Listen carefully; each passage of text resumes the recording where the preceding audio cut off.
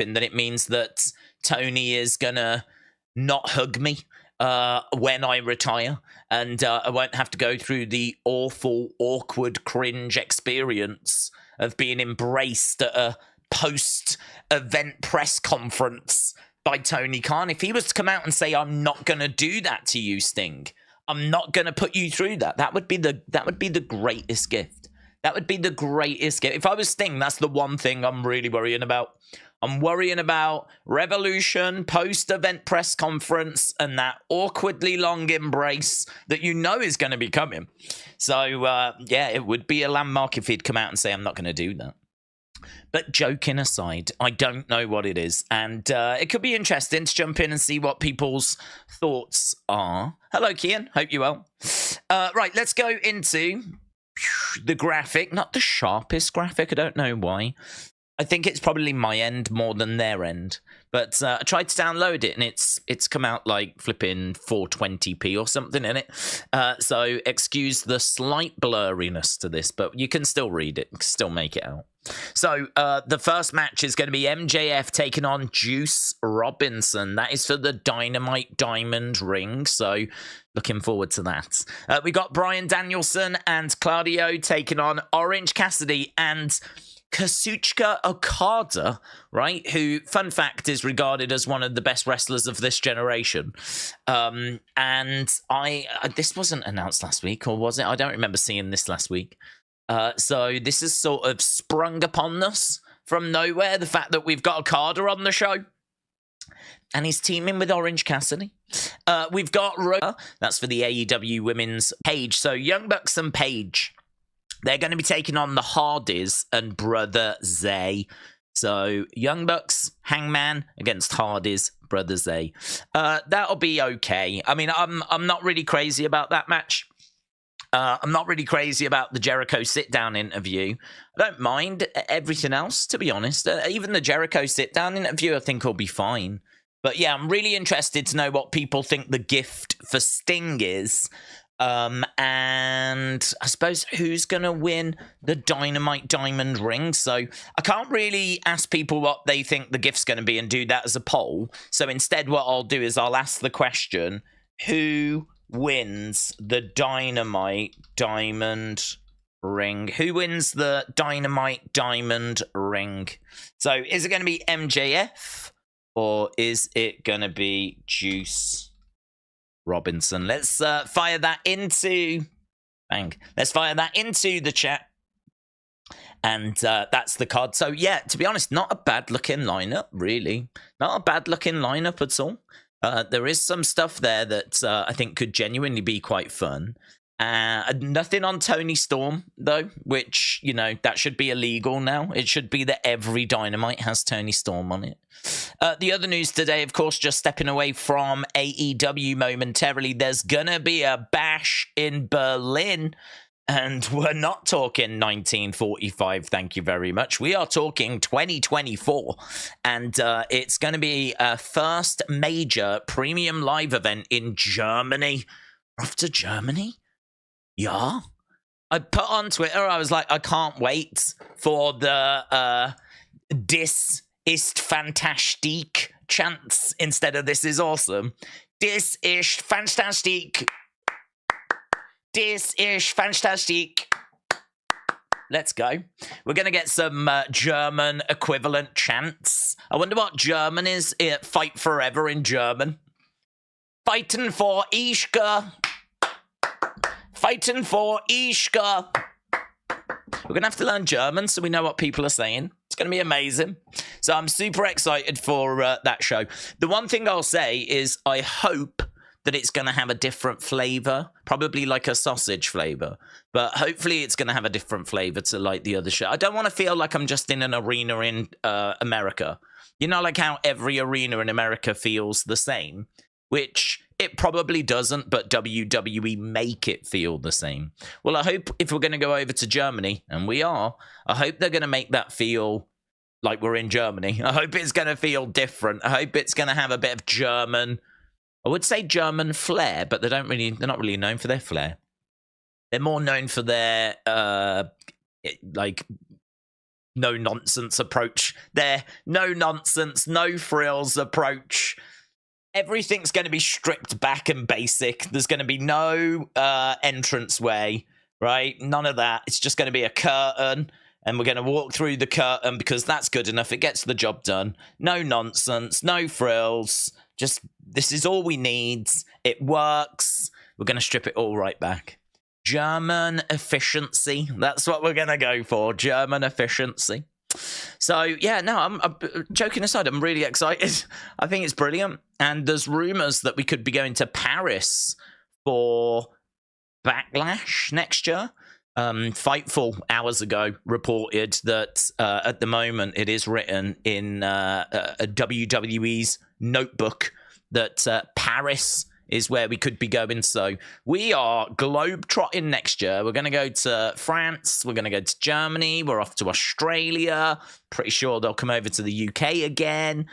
I would be shocked if there's not another show that's announced for the UK. It turns out WWE loves Europe. WWE is like fully on board the Europe train now. So, yeah, they're making moves in Europe. For me, this is all to do with AEW. I really think this is because they're looking at AEW and they're thinking, we need to make sure we've got a strong presence in Europe. The other thing as well is they've announced, it's clever if you think about it, they've announced Bash in Berlin a week after the All in London show. So All in London is on the Sunday. Bash in Berlin is the following week. If you are a German wrestling fan, or dare I say even a French wrestling fan, or someone that's on mainland Europe, right?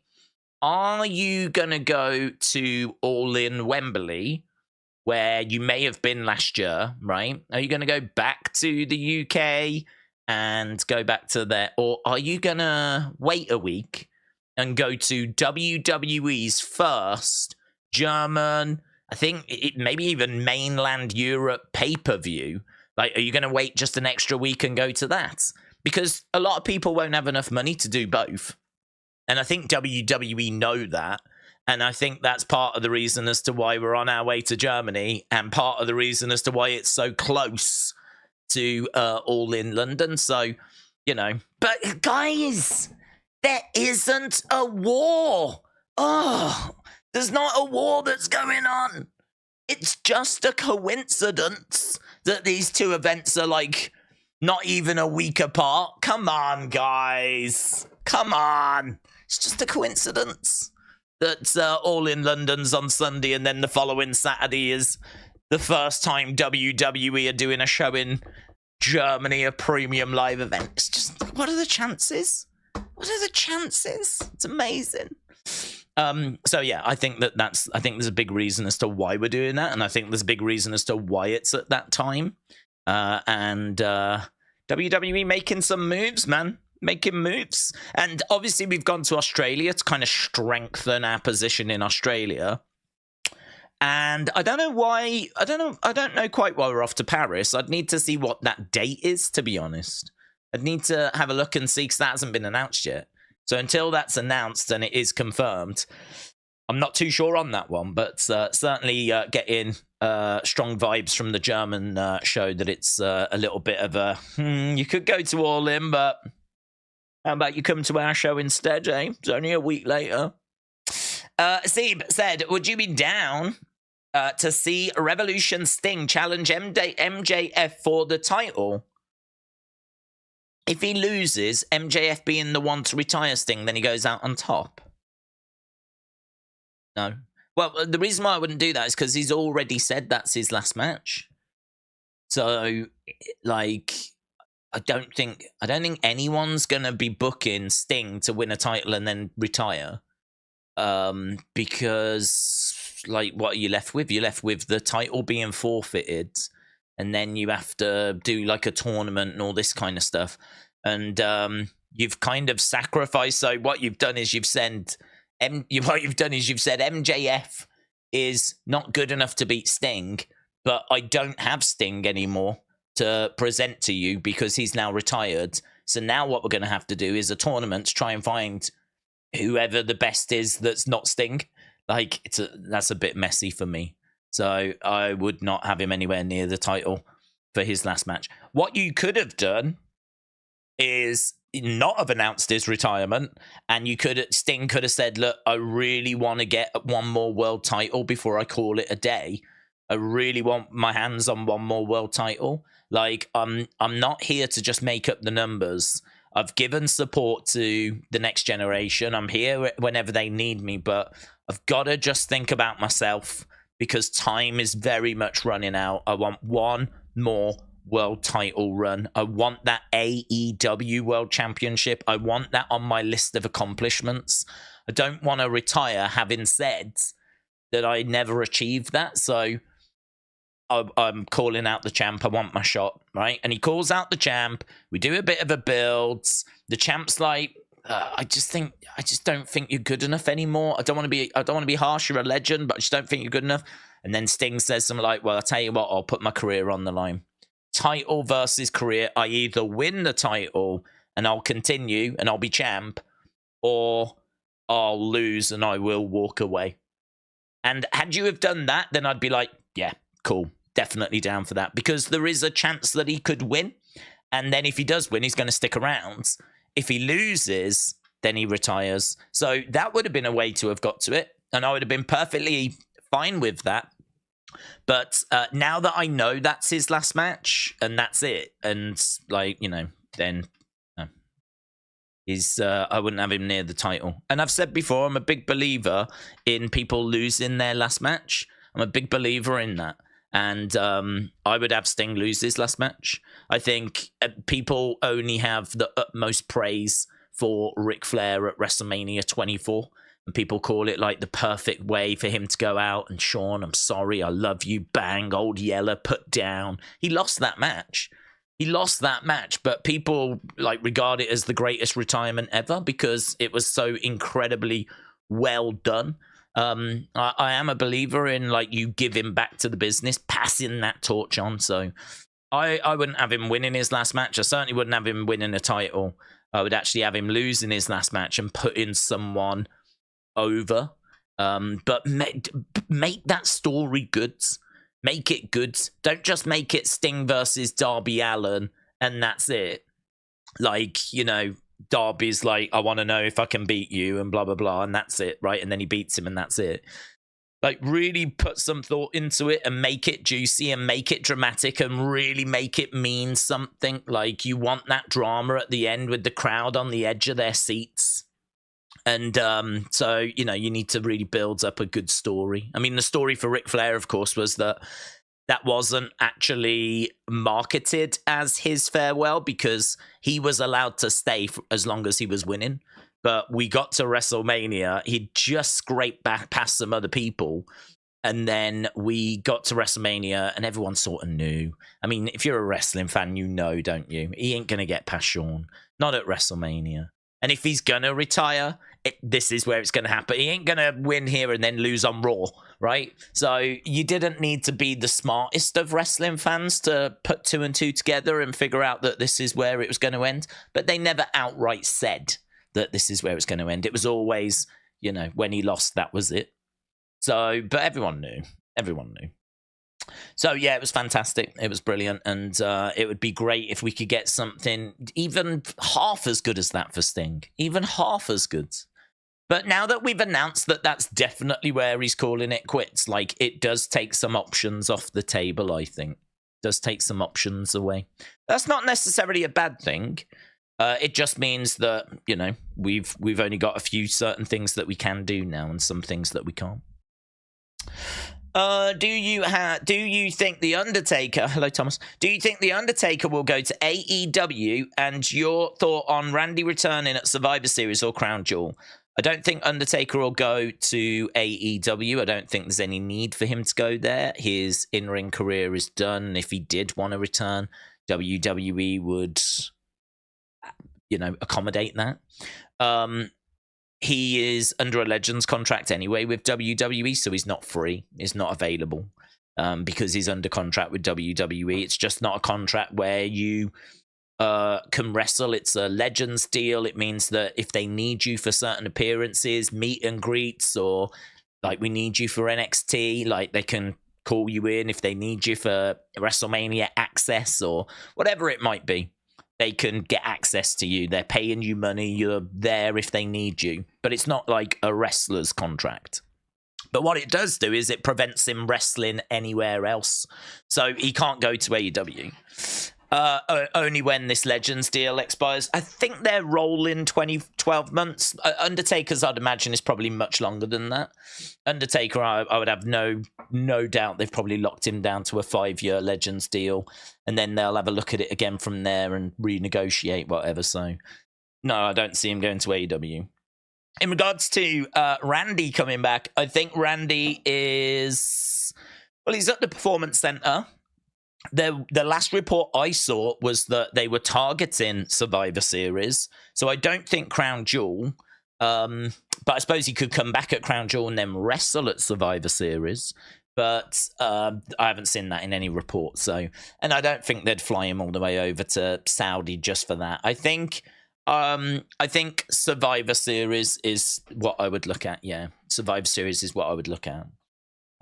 And I do expect something at Survivor Series. See, part of the problem is that a few people are, like, you know, expecting CM Punk. The situation with that is, the last I saw, there's not been any talks. But honestly, we don't know, because had there have been talks, I think WWE would have done whatever they could to have kept that quiet. It's in Chicago. I agree. It's, you know, if you was going to do it, if there was any way forward there, like the stars have sort of aligned on this one, haven't they? I do agree with that. But it doesn't change the fact that, I mean, there's people in WWE that really have got an issue with him. Like, it's deep-rooted. And I was under the impression he had a deep-rooted issue with them, but word has kind of come out that he's maybe a little bit more open to talking to them. Maybe the AEW experience was just so horrific that it's sort of changed his stance on it. I don't know. But equally, it's hard to know what's believable, isn't it? What you can actually trust, because you're hearing from sources. Who are these sources? Who are these sources, and do they actually know what they're on about? So the latest is that there's no talks. That's the latest. So if there isn't going to be CM Punk, I think a lot of people have bought tickets and are tuning in thinking that there's going to be something. It's the last big show of the year. It's in Chicago. It's a hot crowd. There's plenty of people that they could wheel out, Randy being one, maybe Big E being another. Obviously, we don't know what's happening with Uncle Howdy. There's word about Firefly Funhouse and Wyatt Six and all this kind of stuff. And I'm not saying they're going to do anything with that, but I'm just saying, if you look at what we've got as options, things that we could do, if we're not doing CM Punk, it doesn't mean that we still can't do something. Doesn't mean that we still can't do some sort of surprise and moment and all that. So I think Randy coming back on that show as a result actually makes a lot of sense. Because to be honest, if there's like some sort of mystery person, who's it going to be? People are thinking it might be CM Punk. If Randy Orton comes out, people are going to pop, man. People love Randy Orton. I mean, you would think that people would get themselves worked up. It's going to be Punk, and then Orton comes out, that people will be like, oh, but I don't think they would. I think Randy is so loved, so respected, that people would be like, oh my God, it's Randy? And I think that they would instantly just be like, oh God, yeah, he's back. This is awesome. I think that, you know, they'd just slip into that. So yeah, I think there's a really good chance of Randy at Survivor Series. A really good chance. So I'm going to say no to Crown Jewel Survivor Series. Alexis said Sting versus upcoming youngster Darby MJF, who we know is going to WWE now that Triple H is in full control when their contract comes up. Adam said WWE revealed a new premium live event 4 weeks after SummerSlam named Bash in Berlin. The main roster are in Germany right now. Not JPEG said, would you be interested in Punk versus Nakamura match? Well, if he was to come in, definitely. I mean, if Punk was to come in, there's loads of matches I'd love to see for him, and Nakamura would definitely be one. Yeah, that'd be a great contest. You know, I think if Punk did arrive, you know, there's a lot of talent there that he has not faced. I mean, even him against Seth.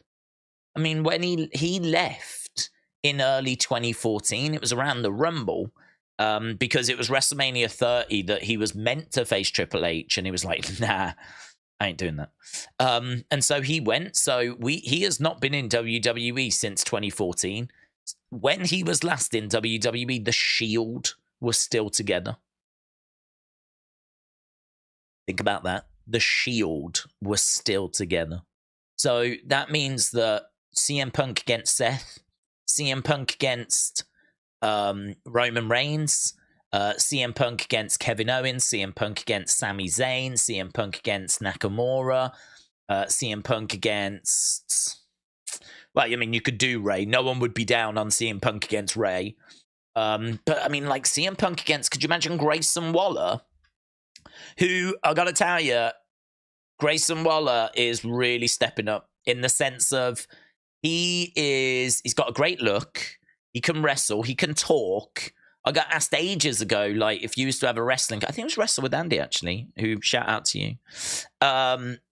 Asked a question of, like, if you could pick either MJF or Grayson Waller, who would you pick? And I said I'd pick Grayson Waller. The reason why I said that is because, in my mind, the biggest company is WWE. And I know what Grayson Waller is like in WWE.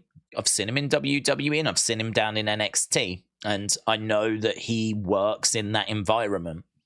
Whereas MJF, I don't know that he works as well in that environment. MJF is a great talker, great delivery. I think he would work in that environment. But you are definitely taking a lot of his appeal away once you put him into a more PG setting.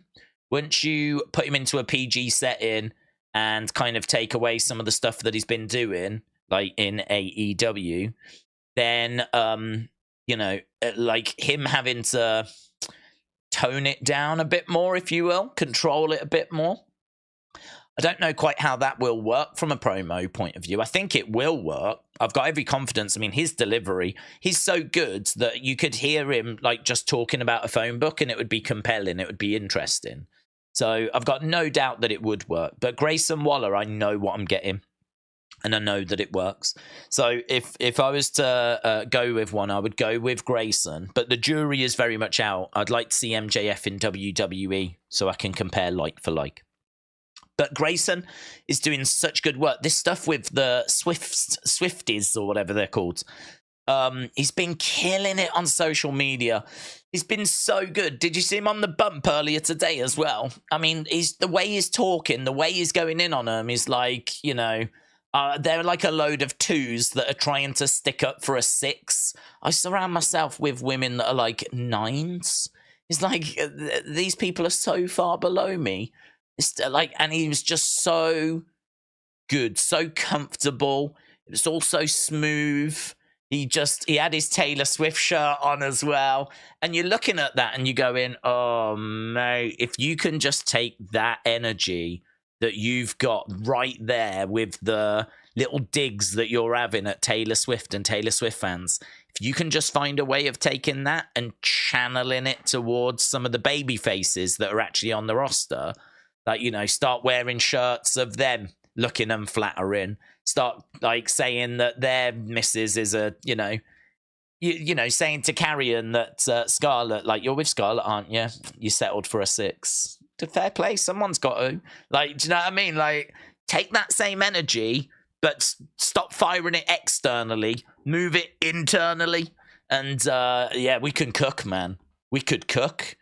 So I've been really enjoying like his approach to this, and there's been footage of him on house shows. I don't know if you saw, but like there's some sort of secret handshake. I don't know if this is something to do with Taylor Swift and Travis Kelce or whatever. I don't know. But there's some sort of handshake that's going around. And he and Austin Theory did it before their match at a house show. There's footage of them doing this like handshake that's popular. And he had his Taylor Swift shirt on and everything. And he's been having a pop at them. And he did his apology video. Did you see his apology video on social media as well? His apology video was so good. He was like, God, no wonder you guys are so grumpy. This song sucks. And he had like Shake It Off playing.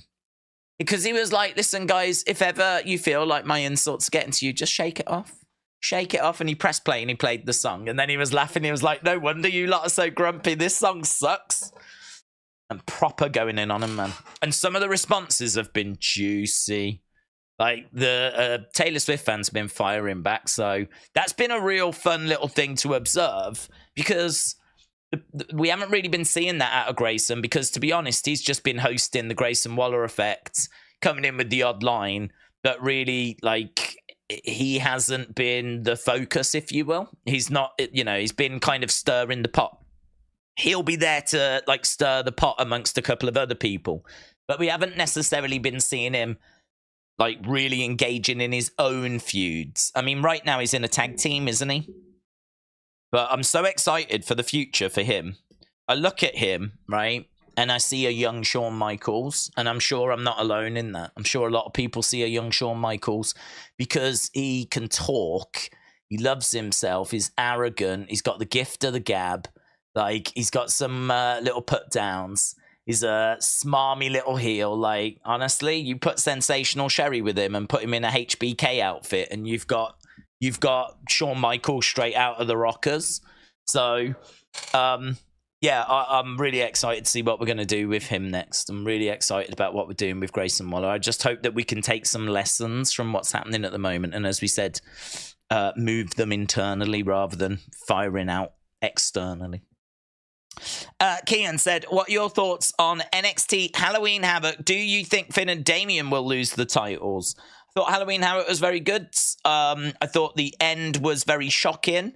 I did not expect Becky to lose that title. I said at the start I thought that Lyra would be the one. I wasn't alone in that. I know many people thought Lyra would be the one because she's Irish and good. And you know that Becky wanted that match. It's a bit like me. If I was Becky and I'm going down to NXT, I'm looking at the landscape and I'm going, right, I'm here for a couple of months, right? I want to have a few matches and I want to try and have a match with as few different people as possible, right? Who do I want to face? Well, if I'm Irish and I'm an Irish girl, there ain't many of them around in WWE, and I'm looking at the roster and there's another Irish girl who I would imagine did legitimately idolize Becky. You're definitely giving that girl an opportunity, aren't you? Of course you are. She's a kindred spirit, yeah? Fellow countrywoman. There's a connection there on a deeper level. And sister from another mister. So, yeah, no-brainer that they were going to have a match. And I really thought that Becky would want to drop the title to her as well. Obviously, I didn't know if WWE would allow it. WWE will have their own plans. But WWE love Lyra as well. Shawn clearly loves Lyra as well. I mean, it was Lyra versus Tiffany in the final of that tournament where Tiffany won the title. So Lyra was right there, even when Tiffany became champion. So it felt like a matter of time anyway. So that all being said, when Becky first went down, we were like, Lyra, right? Then Jade and the Jade situation happens. And then straight away you go in, is it Jade? I mean, Jade needs to go to NXT. And like, why would you pass up the opportunity to have Jade beat Becky? Because Jade can come into NXT. She can become champion straight away. The person she beats for it is Becky Lynch, which sends a massive message. It's win, win, win, win, win. So all of a sudden then I was like, man, I think it's Jade now. I think it's Jade because Jade's like, it's a big opportunity. And we've been seeing that NXT Women's Championship being defended on Raw. You could continue to do that with Jade. So I got it into my head that Jade was the way they were going to look. And so that's why it was such a surprise when it was like, no, they've stuck to what I think was the original plan. And they've gone with Lyra. And I love it. It's brilliant. I love it. So love that moment. Love the ending. Love that Jade was watching. Love the fact we got Chase U as new tag champs as well, that was really good. Lexis King, thought it was okay. Not really much to write home about. I thought his entrance was pretty fun with the throne sliding in from the side. And actually, I did click on a link on Twitter where it said, "What did you think of Lexis King's debut? Leave your thoughts below." And I thought, oh, this will be an interesting read. And literally, it was just great entrance. Great, oh man, what an entrance. Love the throne. Great entrance. People were buzzing about that. Some people were buzzing about his finishing move as well. But by and large, that seemed to be what people were talking about. So I think it was fine for a debut, but I don't think that it was like, oh my God, did you see? Did you see what he did? I think he strikes me, gut feeling is he strikes me as someone that can definitely get to the main roster, but I'm not seeing him at the moment be like world champion level. I'm seeing him be like mid-card level. One half of a tag team. May find his way into a faction. If he is going to be a world champion, it'll be a Money in the Bank win and a cash in and something along those lines, you know. That's kind of the level I'm seeing him at the moment, but obviously things can change. So, Kalani Jordan, I thought looked brilliant in her match. I continue to be impressed with her. That set up the thing for next week, didn't it? Because it's Halloween Havoc Night 2. The Trick Williams, we didn't really make much progress there, but Carmelo says it's not him, and there's plenty of people now thinking that it's Wesley, which I really like. And as long as it turns out to not be directly Carmelo, I will be on board with it. Because if it turns out that it was Carmelo, I think that's too obvious. If it turns out that it was Wesley, I like that. If it turns out that it was Wesley doing it for Carmelo, I also like that. If it turns out to be anyone else, I think I'll like that as well. So, that's not really made much progress, but I thought that was an interesting thought that it could be Wesley. And I'm trying to think what else went down. We had, the Lights Out match, the Devil's Playground match. They were okay. They didn't really do a great deal. They were all right. But I think because of the shocking ending, I think for me it was like an 8. Yeah, I think I said it was about an 8. I really enjoyed it. I would be the first to admit that it was not perfect. There's things that you would tweak and change. I don't think we should have done Lights Out and Devil's Playground on the same show, for example. I felt they were too similar, you know. Good statement for women's wrestling, but I would rather that we didn't do that, to be honest, because you know, a statement maybe was made that women's wrestling, I'm all behind women's wrestling, but I'd much rather that we put on the best show possible. And I think that we could have just separated the Devil's Playground and the Lights Out match and done the Lights Out match next week. Because I don't think there's a match next week that's going to be like that. I mean, the tournament final is just a women's match. And then you could have done like the Lights Out women's match with a stipulation. Starting the show with a women's match with a stipulation. And then in the second hour, having another women's match with a stipulation. It's just a bit too much. But, you know... there was nothing massively wrong with the show. Hence why, for me, it probably works out at being like an 8. You know, Lexis King could have been a little bit better. Could have been a bit better. Still a bit confused about what we're doing with Thea Hale and JC Jane. Bit of confusion there. I really liked Chelsea and Thingy approaching them backstage, Piper Niven, and setting up a match for next week. So women's tag title match, that'll be good. I mean, NXT's cooking at the moment. Isn't it? It's cooking. It's in a really good place. So, really enjoying NXT. I think I might even go as far as to say it's my favourite show. I'm really enjoying Tuesdays, and I know many of you are as well. So, NXT's doing some really, really good stuff. Raw is fine. It's okay. I think it could do with being a little better, but a bit stronger, but it's not a disaster. And SmackDown is 2 hours. We've got like Roman and whatever. It's contract signing. It's on FS1 this week, though. That's a bit of a concern. I have no idea how many people are going to join us on Friday. That is a bit of a concern because FS1, the ratings like go through the floor. So I have no idea how many people will join us for that stream on Friday, but whatever it is whatever it is, you know. We're on FS1. It's a one-off thing, and then, you know, we're back to normal after. And we're not too far away, of course, from Crown Jewel, so we're getting ever closer towards that as well. So plenty of stuff going on in WWE. James said, I agree, having two similar matches was a bit silly. James, shout out to you. Perfect Wrestling Channel said, Reigns isn't on NXT. How can he be your favourite? Asib said, do you think Ospreay works in WWE? There's been talks of him coming in. I think he does work in WWE. I think that just the point I made earlier about MJF and not quite knowing how he would fit in, the same could be true of Ospreay, in the sense of both of them work for companies that give them freedom. Both of them enjoy that freedom. Both of them benefit from that freedom. But WWE is not going to give that same level of freedom. And not only that, you are also not going to be able to go as far with your moveset, with your promos. There's going to be more restrictions. Now, restrictions don't always mean that that's a bad thing, to be honest. You know, restrictions are there to focus your creativity and are there to focus your attention, right?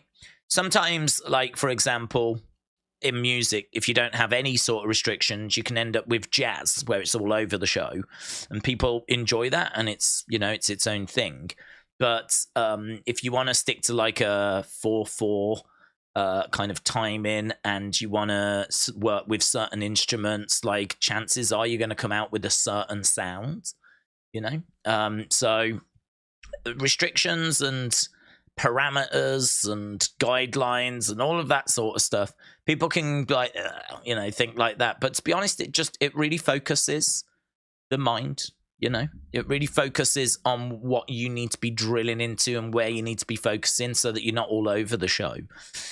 So I don't see it as a negative. I really don't. It's just, what does an MJF promo and an MJF character look like in a WWE setting? I'm not quite certain. I think it works. I have no problems with that. To be honest, I think it would probably feel a bit Rowdy Roddy Piper, but in all fairness, Rowdy Roddy Piper wouldn't get away with most of the stuff he said when he was around in the 80s, you know? Roddy Piper was quite a loose cannon in the 80s, and I think he would be reined in a lot more now as well. So, again, tricky. Ospreay, he is, for me, he's like Seth. So he's going to be he's like Seth, but with more, even more agility. He's like Seth if Seth could do what Ricochet can do.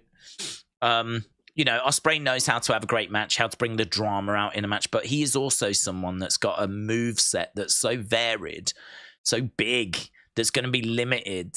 What does an Ospreay WWE match look like?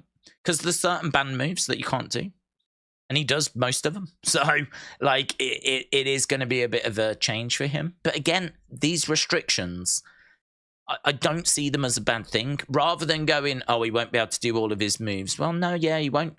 But that just means that if he wants to put on a banging match, he's going to have to work a bit harder with the moves that he is allowed to do. And that's where you can really find the magic. Rather than just going out there and doing every move that's known to man, right? Which is what we see from the Bucks and what we see from, you know, some people in AEW, because they don't have those kinds of restrictions. Rather than going out there and doing that, if you've got a list of ban moves, you might have to start thinking about, okay, well, if I can't do these moves or certain moves, what moves can I do? Those are the moves that I want to highlight then. Let's sprinkle those towards the end of the match. Let's maybe not use those towards the start. And, like, all of a sudden, you know, you're structuring the match a little differently. Maybe you're thinking about building it up towards those moves a little bit more. Like, all of a sudden, like, your thought process changes.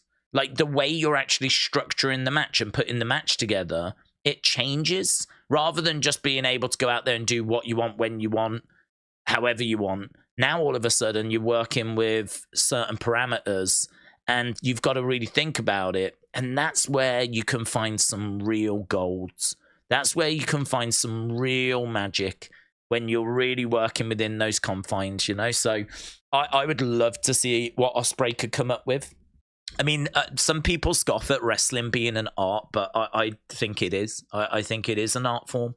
The wrestlers certainly do get a chance to express themselves through, like, you know, the ring, the time parameters, and the moves that they are putting together, and their selling, and their connection with the fans, and the story that they're telling. Like, I think you can say that it's an art form. It's like live theater, isn't it? It's theater in the round. So, and theater's an art form. So for me, wrestling is an extension of that. And so I would love to see what Ospreay could do within the confines, the restrictions of WWE. And as I said, those restrictions are not something that worry me at all. They're not something that bother me. Do I think it would work? I do think it would work, yeah. I do think it would work, because I think he's too good for it to not work. And I would say the exact same about MJF as well. Would MJF work in WWE? Yeah, I do think it would work. I think he's too good for it to not work. You can listen to him read a phone book, and it would be a gripping, incredible, fantastic, you know, edge of the seat stuff. You could put it on pay-per-view because his delivery is so fantastic. So maybe it's not going to be the same MJF. Maybe it's not going to be quite the same Will Ospreay. But it will be the WWE version of them, which for me is still going to be fantastic, you know? So yeah, I'd love to see it. Big Time said days 787 for Halloween Havoc. Grand scheme of things, it's a great number, but I'm surprised it was like 880, 950 range for a special show. Marquee match coming off 824, 850, 857. Yeah. Yeah. I mean, it's hard, isn't it? Because there's so many different things that could be at play. It's very difficult to go, right, this is why. Because, you know, I don't know what it was up against, you know.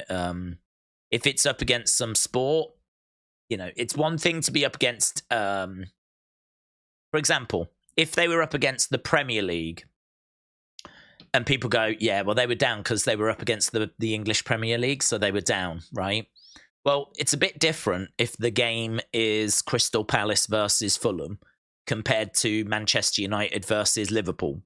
Like, so they may have been up against a sport, and they might be up against a sport every week, but depending on the size of the game and depending on the teams that are involved, like, it's hard to know how that affects things, because undeniably more people are tuning in for Man United Liverpool than are tuning in for Crystal Palace versus Fulham, right?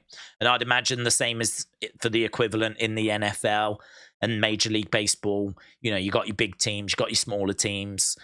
There's going to be a variety in viewership, and I would imagine that has a knock-on effect with AEW and NXT. So if it's up against a sport or something like that, then, you know, that can be tricky, and that can be an external factor. The other thing that you might look at as well is the fact that Becky's been there now for a few weeks, and, you know, she's had that title. There wasn't really anyone that was announced on this show apart from Becky. I'm trying to think. I mean, there was clearly no Cody or Undertaker or anything like that, but there was no Dominic, there was no Rhea, there was no... I mean, Baron wasn't announced, not that he would really move the dial, but this was actually NXT, to be honest. I mean, it's NXT with Becky as champion, but this was NXT. So they have come out with a 787, nearly 800,000. And you ain't really got many main roster stars to point at. I mean, they did have Shotzi as and Scarlett as guest hosts. I don't know how much that would have moved the dial, to be honest. And that main event undoubtedly brought eyes. I mean, undoubtedly. But she has been their champ for a little while now. It's been a good few weeks, and we've had great numbers out of it. So, you know, how long is that going to keep delivering those numbers? Like, how long is it until that just naturally takes a little bit of a step down? So, Yeah, I would agree. A little disappointing in the sense of not hitting the 800,000 mark for a Halloween Havoc special edition. I would agree with that. But again, I think if you look at the talent we're actually using and look at the names that are in the matches, you know, it's not bad, is it? It's not bad at all. You know, these are the same sort of names that would struggle to like get to 700,000 before, and now we're knocking on the door for 800,000. So it's going to be a challenge to keep the numbers where they've been. I mean, I think naturally the numbers sit in the 600,000 range, and I think anything above that is us doing a bit of hot shotting and Becky and all that sort of stuff. But we said before, if you hot shot that number for several weeks in a row, like putting on big matches, bringing people down from the main roster, making a big deal out of different shows and different match stipulations and whatever it might be, if you do that for several weeks and then put on a normal show, have you got people in the habit of tuning in? Because people are naturally in the habit of like, it's Tuesday, you know, I watch NXT on a Tuesday, so I'm going to, you know, we're creatures of routine. We're in a routine. We get up, we do this, we do that. Right now it's time for this. If people for the past 5 weeks, 6 weeks on a Tuesday have sat down and watched NXT, chances are when they get back on a Tuesday, they'll sit down, they'll naturally think about tuning into NXT, even if the card isn't as strong, right? Even if it's not as strong, you may still get people tuning in out of habit. Granted, you may lose them quite quick once they've tuned in. But at what point does that effect take over? At what point does that start coming in where people are just in the habit of like, this is what I do? So it is interesting. I agree. It is interesting. It would have been nice to have seen that number start with an 8. But as you said, not a bad number still. Not a bad number. Mitchell said, I want Ospreay in WWE. I want to see him against AJ Styles. Godfather's host said, dazed, inhaling, dranked, and lifted. It's predictable. The 3 wrestlers who will team with MJF versus Bullet Club Golds will be Roderick Strong and his boys. Tony Khan's gift to Sting will be a plate of hot cookies. Let's go. Yeah, I can't really do a poll as to what Tony Khan's gift is going to be to Sting. I feel like the fact they're calling it historic, not something wrestlers get, makes it feel like it's going to be something named after him. So, like, we're going to start doing the Sting Battle Royal or the Sting whatever, right? I don't know. Or, you know, like how the gorilla position is called after Gorilla Monsoon. Like, you know, are we going to call a certain thing after Sting? I don't know. But that's what I would be thinking if I was Sting. You know, it's a gift. It's something wrestlers don't get. It's historic. It's not a normal gift. It's not a picture. I wouldn't think of him like from his first match or something like that. Like, you know, that would be the thing to think, wouldn't it? Here's a picture of you from your first match. I don't know who it was against, but if we could get the person to sign it, you know, lovely little big presentation thing. I mean, lovely gift, right? But they're making this out to be much, much bigger than that. They're making this out to be like historic. This isn't something wrestlers get. So for me, it would be like something being named after him. Like some match type, or as we said, the gorilla position, or I don't think it'd be that because I can't think what else you would name, you know. I mean, you ain't going to change the name of the entrance ramp, are you? You ain't going to change the name of the ring apron or the ring post or the turnbuckles. You ain't going to start calling them Stings. So I don't think it'd be anything like that, but it could be a match type. That would be where my head would be at. No, that's where my head would be at. Unless they're going to give him, like, maybe some sort of championship, like an honorary championship. But I don't know how I'd feel about that. An honorary championship would just feel the equivalent of, like, when they make those commemorative titles for WWE Shop. You know? Doesn't mean anything. but you could buy it if you wanted to. It's just we're actually going to present his in the ring. It would be different, I suppose. Do you know what? Do you know what? WWE have massively missed a trick there, haven't they? Every time they've come out with one of those commemorative belts, you know, the belts where it's like Razor's had one, Ric Flair's had one, Brock's had one. Why have we never done a segment where we invite the wrestler onto the Raw or whatever, and there's a plinth, and we unveil their belt, and then we can shout about the fact that you can now buy it on WWE Shop, and, you know, this is your championship. This is to commemorate. This is the championship that commemorates your career. Like, talk about the detail on the belt, have the person talk a little bit about their career. Just a real mini, like, Hall of Fame sort of segment, you know? Not where they go on for 15 minutes, like they talk for 5. They talk for 5. We get to see the belt. It's free promotion for WWE Shop. That would be a great segment, man. That'd be a great segment. They come out with one of those belts like every, 3 months? Something like that. So what, you do it 4 times a year? And like, you know, we've had Bret Hart, we've had Brock Lesnar, we've had Shawn Michaels, there's been a Triple H one, there's been an Undertaker one. Those segments could have been sick. They could have been great. I mean, if we're going to do that tonight with Sting, that'd be cool, man. I'd be down for that. I'd be really down for that. Granted, some of those belts are obviously superstars that are no longer with us. Macho Man, for example. So, you know, you can't do much about that. Unless you brought someone on that knew Macho, and like they came out and like said a few words on their behalf, and, you know, we kind of honored Macho Man. I mean, that would still be great as well.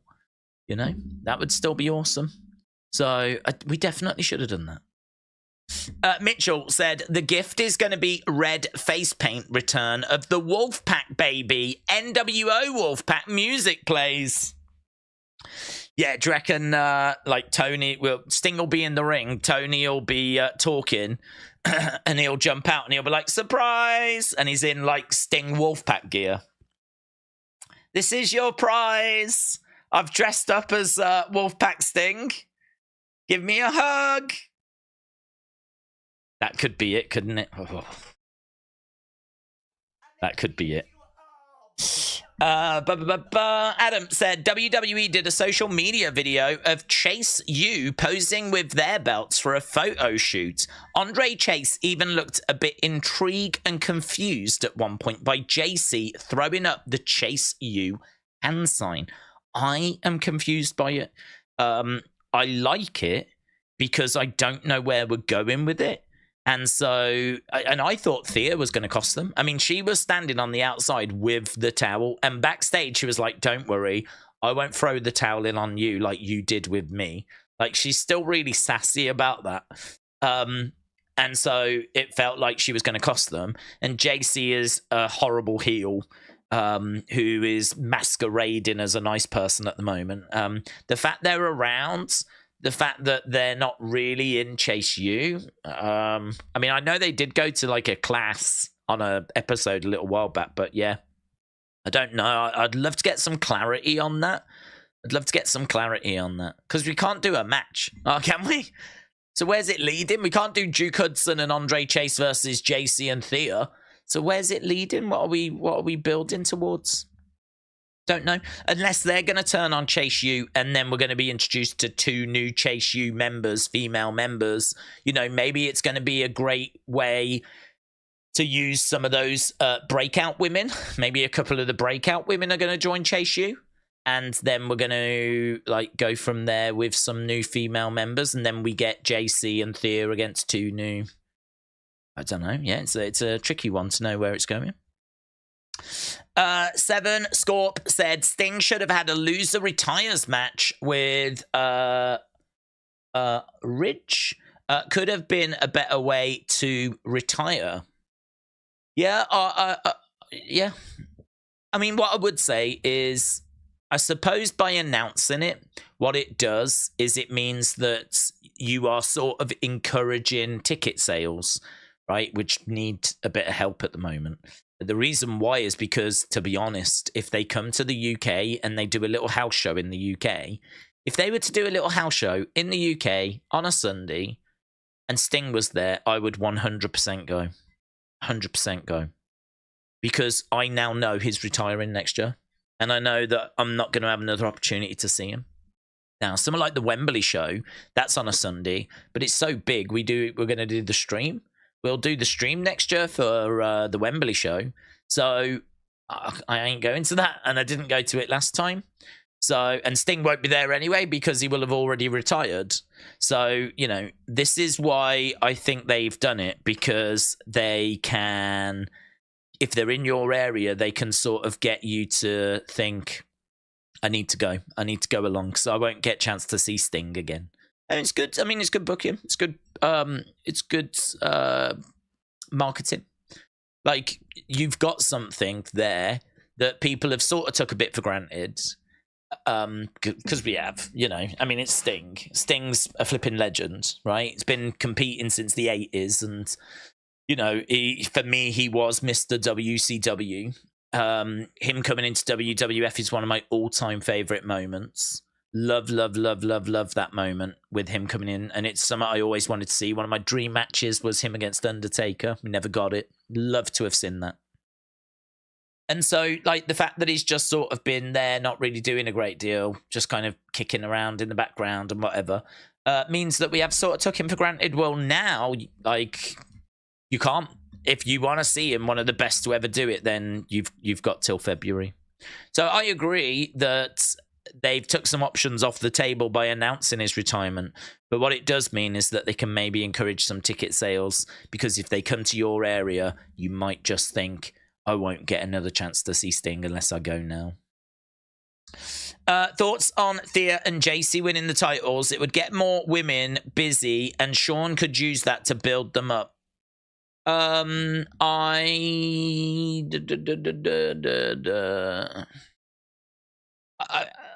mean, for me personally, I wouldn't do it, just because I'm really enjoying Chelsea and Piper, and they don't need the titles. I mean, Chelsea's going to be fun whatever she does, but I don't feel like we've even really started with them as a team. Like, they got thrown together because of the injuries. I think there's some women that are circling round that would be interested in those titles. You know, Kaden and Katana, they're interested. We know that Natalia and Tegan are seemingly being set up to be a team going forward in the short term. And I think they'll be interested. We know that Elba and Isla are kind of coming back around, so we know that they're going to be interested. So it feels like there's a few women's tag teams that are sort of circling. And so I don't know that I would put them on JC and Thea, just because if you did, I don't really know how long they would have them for anyway. And Thea is still quite limited. I mean, I don't think that's unfair. I mean, I really don't think she should have been in that women's championship match to begin with. To be honest, I think at least we got some out of it, and that was that the towel was thrown in, and that got her out of Chase U. So even though I think it was a bit too soon for her to be in a women's championship match, we sort of used it for other things, and that was to get her out of Chase U and get her with JC and kind of evolve her character. Her being in a tag team with JC could obviously do the bulk of the work, and Thea is not useless. She can do some stuff, but she doesn't strike me yet as being like ready to kind of be at that level, you know? So I wouldn't do it. I think there's probably other things that you can do with them. As I said, you know, you could have them cost Chase U and then bring in some other women and start a feud and, like, you know, do a women's tag feud in NXT. We don't see them like cutting live promos. We don't see them competing on a regular basis. Like, I want to see them being used more. And I don't think we need to put the tag titles on them for that. So I think I would stick with Chelsea and Piper. I think there's going to be plenty of options for them on the main roster. And I would still try and develop Thea so that she can obviously, you know, keep improving. I mean, she ain't been in NXT all that long. She's done probably about, what, 14 months, which sounds like a long time, but she had no previous knowledge. When she joined, I think she was like 18, and she was super, super young. She's still super young. She might be 20 now. Maybe 19, 20, 19 or 20. Super, super young. She's done lots of learning, lots of improving. She's improving all the time, but she's still got a way to go before she reaches her kind of, you know, final form. If ever we reach a final form, you know. Chris said, I saw Paige and Sting at a WCW house show in the late 90s. It was a pay-per-view worthy match. They went all out for a house show and Sting won. Alex said, Impact are going to sue AEW for using the name TNA faction. Mark my words, Tony Khan would fear for his money gone. Tony Khan, women have him fearing for his life. People's Wrestling Channel said Thea deserves everything just for being super hot. Piper was not the father. 20. She should be married, but with kids now, said Scottish Nightmare. It's true, actually. It's true. Back in the day, she would have been. WWE in talks for Backlash to be part of Paris 4 weeks after WrestleMania. So 2 European premium live events in the same year with Bash in Berlin. Announcement, says Adam. Smurfy Toon said Thea Hale was on AEW Dark for a couple of matches against Julia and Thunder Rosa. Sunny, shout out to you, says that she is now at 27 sales of her book. That's very impressive. Not JPEG said Thea Hale or Julia Hart. For what? For what? If I was starting a wrestling company, I would be taking Thea Hale. I'm trying to think on what grounds I would take. If I was starting a Wyatt 6 and I had to choose between the two, I would probably be tempted to go Julia Hart, but pretty much everything else outside of that, like promos, match quality, enthusiasm, likability, Thea Hale for me. I'm really not a Julia Hart fan. I don't rate her at all. I haven't seen anything from her that has impressed me other than she can stay moody in the face for a long time, which is good if you want to be in the House of Black and dangle upside down in the corner. So I don't see it in her at all. I don't see someone there that's going to go on and be like a big name, but she's still super, super young, so she's got lots of time to develop. Okay, right, we are underway. MJF. Here's Roderick. So we're backstage. This is a bit weird. Have I missed something? We've just gone straight to a backstage thing.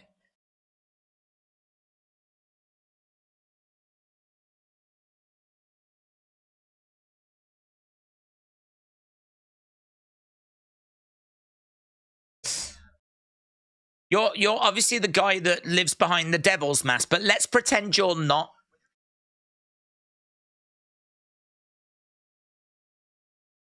MJF wheels Roderick Strong off.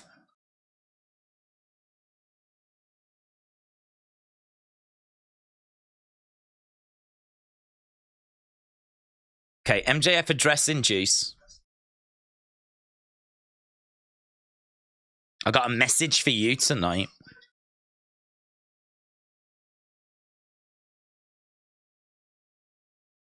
I've got a bullet with your name on it, and I'm not going to miss. Devil mask. Little nod of the head. Right, now we go into Dynamite. We know that MJF and Jay White's going to open the show. So MJF, Jay White opening the show.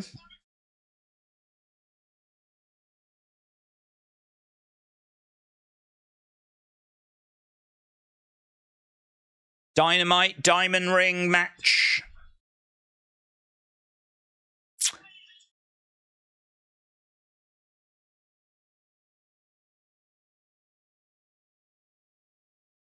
This should be a good match. MJF can go. Juice Robinson can go. There's a lot of heat between these two as well. So I like the Bang Bang Gang. Obviously a misstep with the quarters thing, but you know, that's been left where it belonged in the past. Rock Hard Juice Robinson has come out trying to end MJF's 4-year control of the Dynamite Diamond Ring. Now, we asked the question, who's going to win? We've had 260 votes. 73% of people said MJF is going to win. 27% say Juice Robinson. So, this is for the Dynamite Diamond Ring. No switchblades. We got the guns and we've got Juice.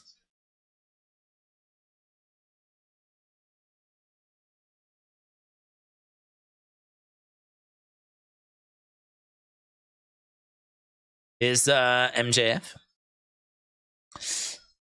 Days coming up next will be WWE Fist Deep in China. May I'd watch that. I think I have watched that, actually.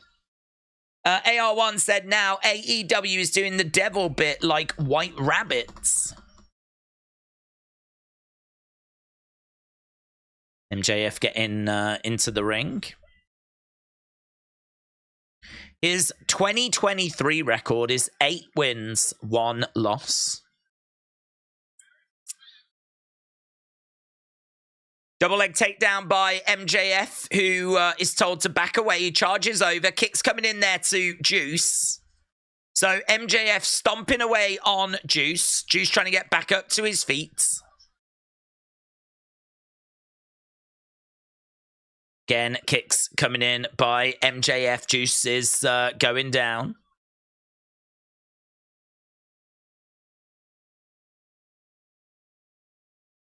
MJF going to the outside. Juice down on his knees.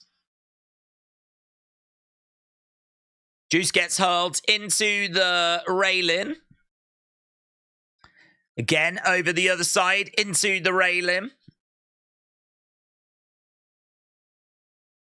MJF is pretty fired up. Going over, grabbing Juice. He's going to try and hurl him over the other side as well. And he, straight over the table. The table goes flying. The table flips over. So into the various railings, into the table. Juice is down. Going over and grabbing some water.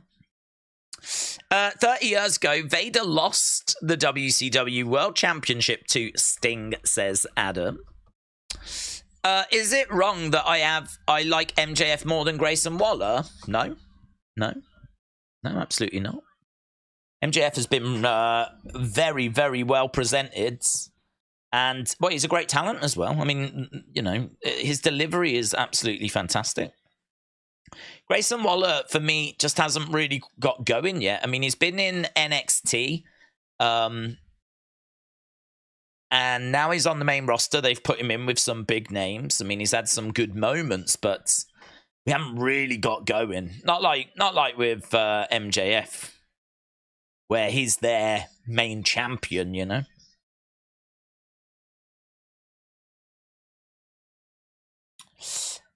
Big Time said Vince took the 9B and ran like he just robbed the bank. Billion. WWE knew in advance the TV deals won't be as lucrative anymore. WWE stock was going to tumble, so Vince thought, let's just sell now. Slingshot into the corner by Juice. Brandon said, I don't know what's wrong with Juice Robinson, but his face looks strange and funny. Right, MJF in the ring. I don't know what's wrong. Oh, we read that one. Mitchell said Grayson just hasn't clicked yet. MJF just rearranged it.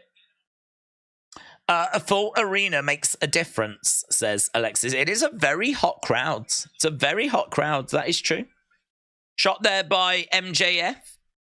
Juice goes over. Oh, I've got a bit of colour, bit of blood. Into the ring steps goes Juice. MJF is over against the ropes. Goes over, and we've been on the outside of the ring a lot in this match. Tony Khan has got a gift for Sting tonight. Juice has got his mouth over the ring steps. He's going to look to curb stomp down. He would shatter his teeth. The Guns interfere. Juice grabs MJF, hurls him into the ring steps. Referee trying to get the action back into the ring.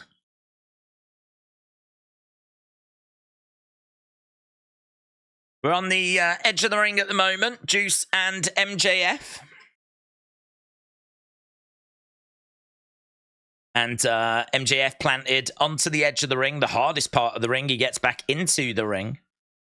Juice covered in blood at the moment. Sign in the crowd says, hit the ref. 1, 2. Shoulder up. Is it a full arena? Last time I saw, they still weren't sold out, and they had about 800 tickets to sell. Don't know. I don't know if it's sold out or not, but it certainly sounds good, sounds loud. Certainly a lot of people on display on the hard cam and over to the side as well. Whether the side we don't see, whether that has got like loads of people on, I'm not sure. I wouldn't be surprised if pictures came out and it was empty again, but whoever is there, whatever the number is, they are vocal. They are making noise. They are hot for this.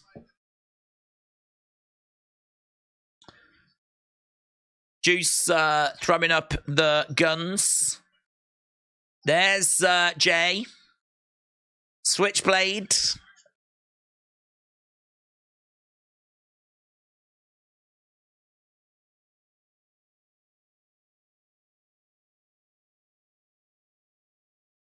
So, Switchblade has come out. I think he's heading over to commentary. Roddy says, Lord, me, others to the channel, QP. What was City Newcastle score tonight? Newcastle lost, didn't they? Genuinely curious, what is AEW's obsession with so many title matches? Dynamite, international women's title defended almost every week. Very little stories and open challenges. Just think title matches get attention, don't they? If people tune in and it's like a title match, oh yes, Tony Storm latest film premiere tonight. Let's go, man. Yeah, no, it's just title matches get attention, don't they? Casual fans that tune in and see there's a title match, it's more likely to keep them around. Right, Juice using a scarf to try and choke out MJF whilst the ref is distracted. Juice going for the cover. 1, 2, kick out. Karu Shida against Ruby Soho. That's also coming up tonight, and that is for, big time's going to be excited, the AEW Women's World Championship. Juice standing over MJF. Action has slowed, but I believe we have gone to commercial break.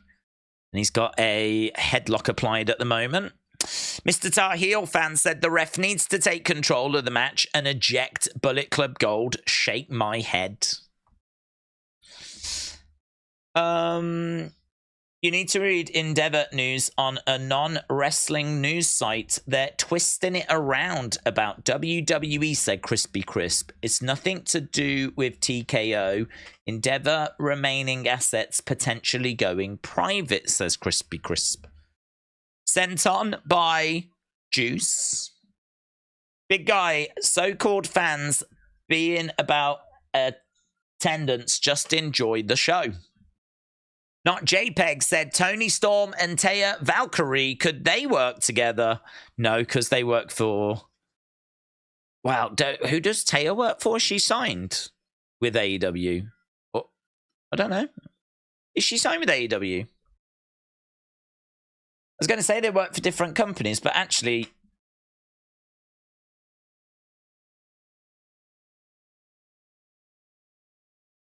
no, she is signed with AEW. Oh, wow, she's got...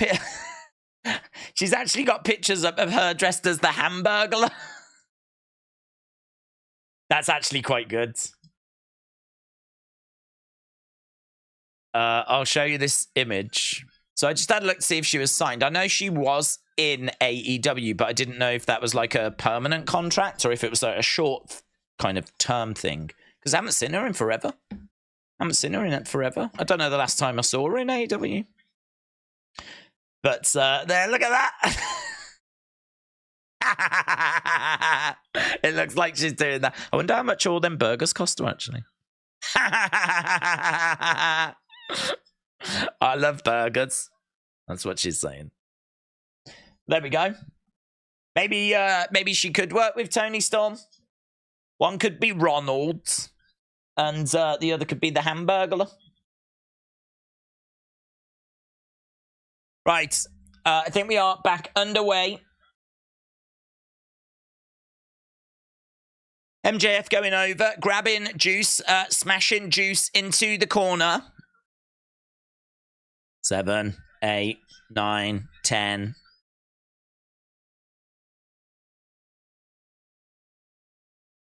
Shots raining down by MJF then as Juice Robinson is in the corner.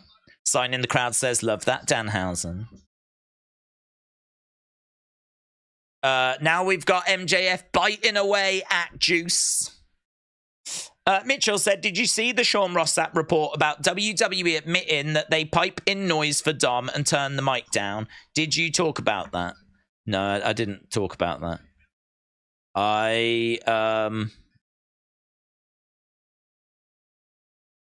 know. I'm not bothered. Is there something there that we need to talk about? Them sweetening sounds, you know, that's been going on for years. Kick by MJF. I don't know, Mitchell. What do you want to talk about? What was you surprised? Was it appalling? Was it what was your opinion on it? MJF is going against the ropes. He gets tripped over by the Guns. MJF is one hungry dude. Well, he should go and see Taya, shouldn't he? 2, she's got loads of burgers. The crowd is alive for this one, said A. Jobson. They certainly are. 7 Scorp said, I don't think WWE has to pipe in noise for Dom too many times. Just watch the crowd. Yeah, I don't doubt that the crowd are loud and the crowd are vocal, but I wouldn't be surprised if they also just sweetened it, you know? Just boosted it, enhanced it, just gave it a lift, gave it a pop, gave it a boost. I did see a massive argument online with people saying, like, no, I was there. There was no way they were doing that. I was there. Like, they were booing him out the building. And I saw this big, like, fallout with everyone getting, like, animated and everything. But to be honest, like, yeah, he gets boots, and yeah, you could leave it as it is. I've no doubt about that. But you can also just boost it and enhance it, and maybe even make it sound a little better for people at home, like the way it's all mic'd up and everything. I mean, if they've got a microphone right by the speaker and they can play it, and it's going to sound better for the people at home. Both things can be true, you know. It can be true that the live audience are booing and it sounds great if you're there live, but equally it can also be true that they are piping some in and they're sweetening it and it sounds better for people at home. Like, I don't know, I just don't see it as a thing. I don't see it as a controversy or even a talking point.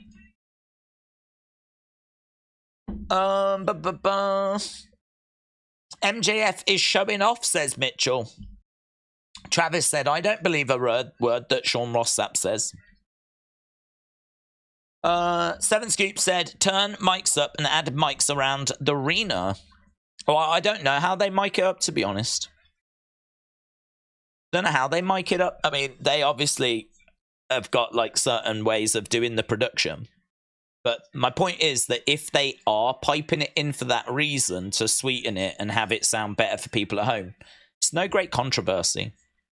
You know, what's not happening is Dominic coming out and no one's booing, and WWE are having to pipe in the noise. That's not happening. That's clearly not happening. Like, it's clear that when he walks out, the crowd are booing him, and every time he goes to talk, the crowds are booing him. If WWE want to just sweeten that sometimes, then so be it. I'll tell you the other thing as well. You could go to some crowds, and some crowds might do it less than others, yet you want it to sound a bit more consistent on TV. So it might be that, like, you want it to sound a certain level. You want the boos to constantly be a certain level. And so it might be that you have to sweeten certain crowds a little more than you do other crowds. Some crowds might boo him out the building. You might not need anything. Some crowds might boo him, but you might just want a bit of a boost. And some crowds, as we've seen, might just be sat on their hands and really not that engaged. So then you might turn it all the way up. So for me, it's just a production tool, isn't it? It's just a production thing. It's just something that you can use to just have the show however you want to have the show. If you want to boost it a little, boost it. Right, MJF uses the ring and knocks out Juice. Juice goes down. MJF has got Juice. He's going to look to plant him in the ring. He drives him down, going for the cover. 1, 2, 3, and MJF wins. So everyone that voted, the 74% of people that voted, you was correct. MJF has retained. 5 consecutive years, MJF has retained. I can't stand AEW refs, said James. MJF with the win. This is the hottest AEW crowd I've seen in a long time. Here's Roderick Strong. He's got a giraffe. A toy giraffe. He's come down with is it Kingdom? Is it? Switchblade's coming down as well now.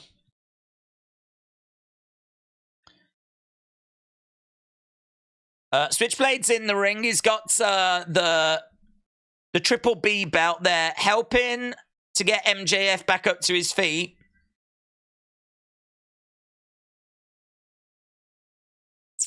Here's the Acclaimed. It's the Acclaimed. That sent the Bang Bang Gang scarper him. So the Acclaimed have come down. Bang Bang Gang have left.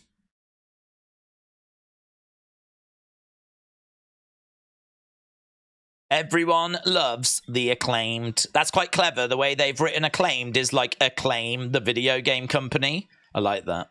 It's good. Switchblade tells them to shut off the music.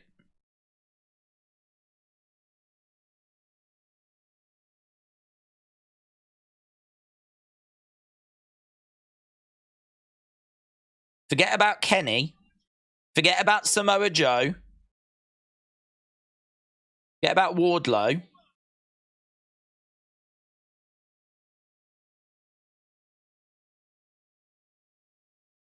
Focus on the only thing that matters, and that is the man standing right here.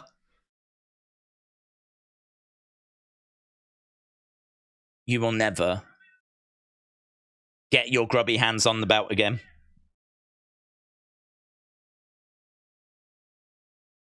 Switchblade said at Full Gear is going to repeatedly pummel MJF's face into the ground.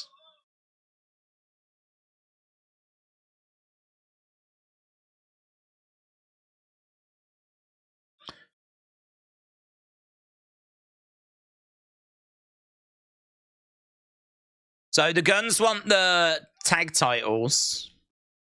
Ring of Honor tag titles.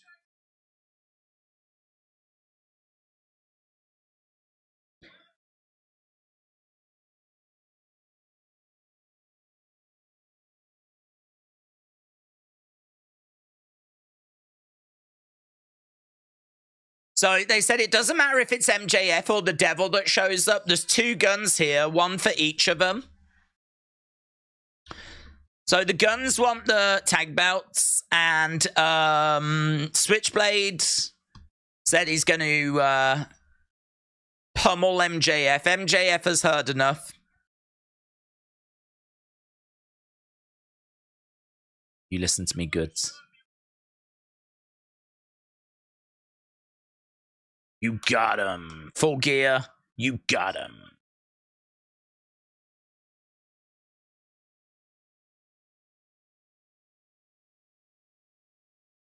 He said he called him a dollar store Jack Sparrow.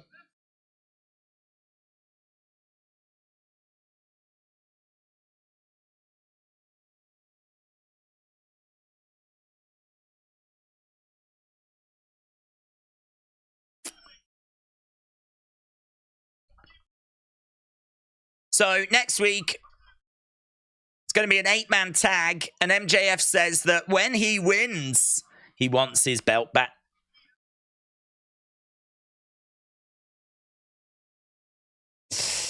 They're going to make the world champion wrestle 2 matches at the pay-per-view. Give me a break, said Travis. Oh, Roderick's still out there?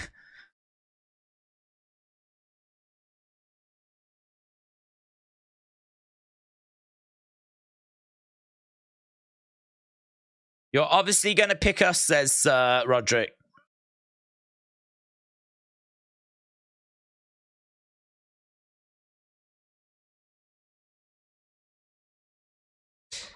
MJF pulling double duty again, said Damien. Yes.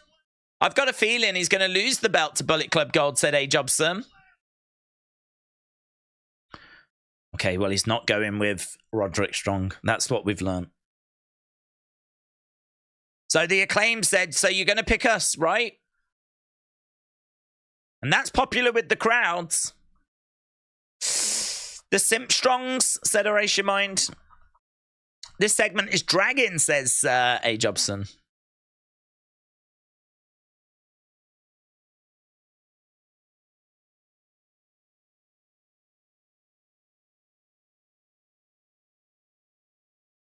I've never liked you.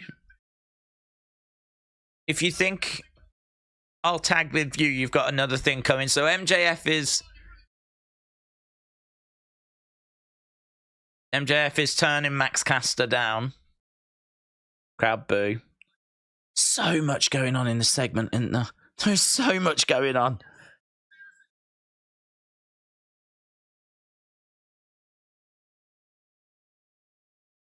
I feel like at this point, MJF's literally having conversations with the whole of the roster. Got to deal with the Guns about the tag titles. I need to deal with Jay White about the world title. I need to deal with Roderick and the Kingdom about them not being my partners. I need to deal with the Acclaimed about them wanting to be my partners. There's a lot going on here, isn't there? There's too much going on. Just all you need is a champion defending his title against the challenger. Instead, we've got all this stuff. All this stuff.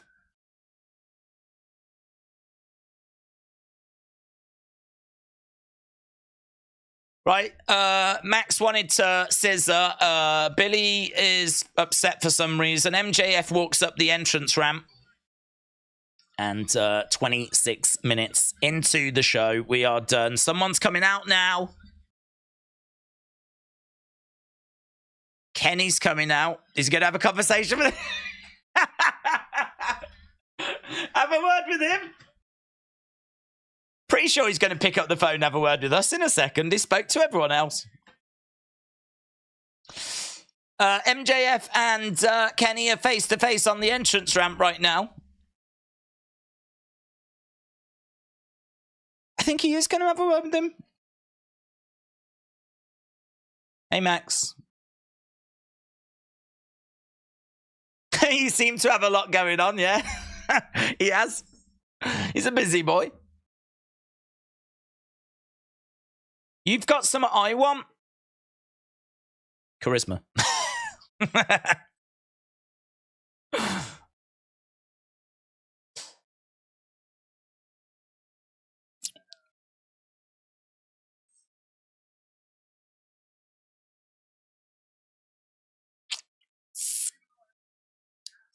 Even though I've got no right to ask.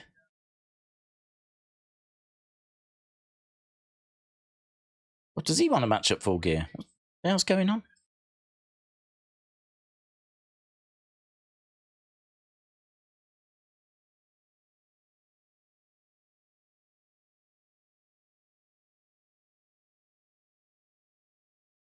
Huh? Is Kenny not looking at the landscape at the moment?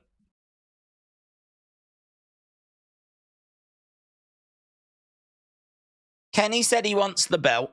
All right, we'll join the queue. So does everyone else. I mean, it's a bit busy at the moment. Gee golly gosh. Gee golly gosh. We just had a wrestler say to another wrestler, gee golly gosh.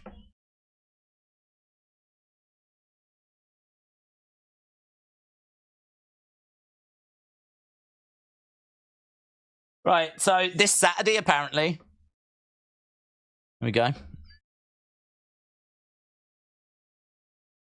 Wouldn't it be great if MJF was a world champion and that's all he was focused on, and he was in a feud and we built that feud over a few weeks and we built towards a big match?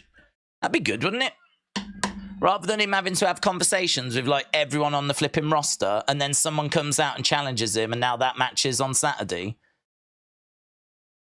I mean, Kenny's come out and there's like holy chants. People are kind of excited. The crowd are kind of excited. But you want the match still? You have it Saturday. Yeah, have it Saturday. It's not a problem. Have it Saturday.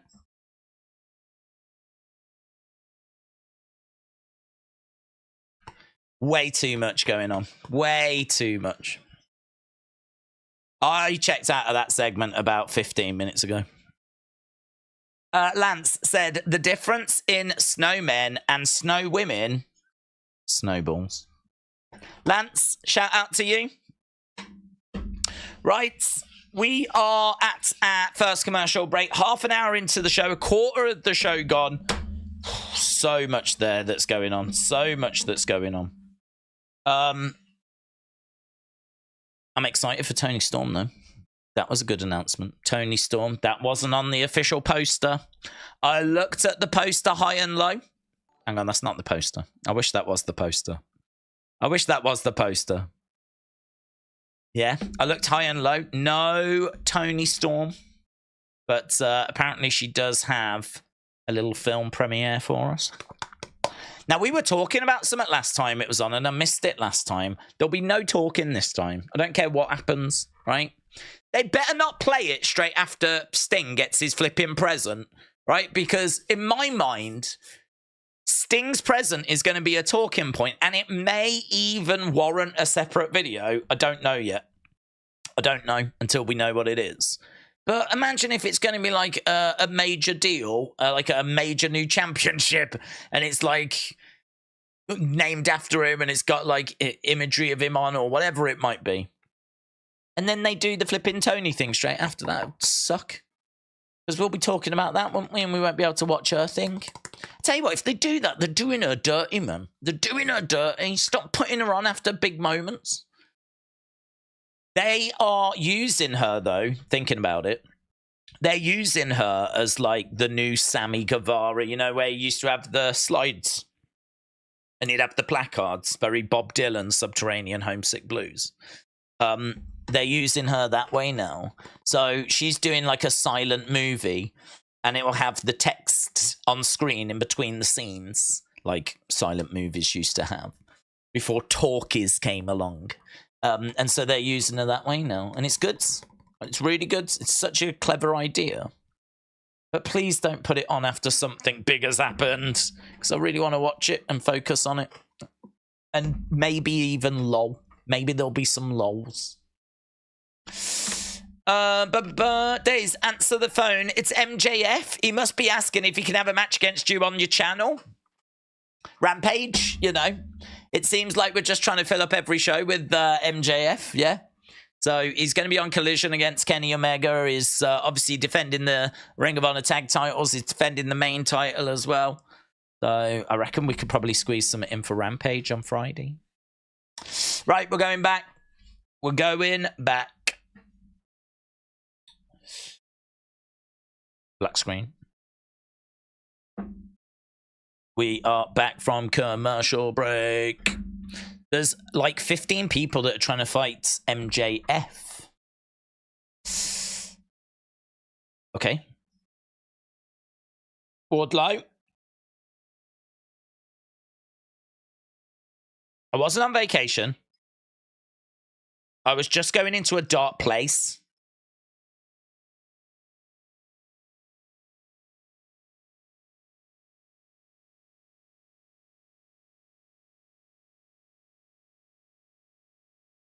I've had to watch Max become the name and face of the company.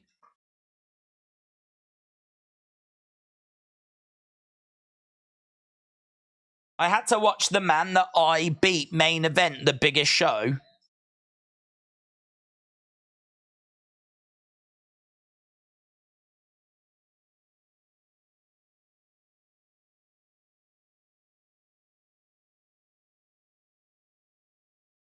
There is nothing left for you to take from me.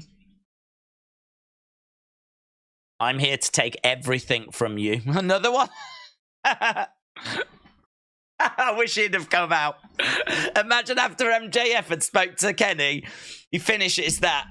I'll see you Saturday. He turns around and flipping Wardlow's there. Here's Hook.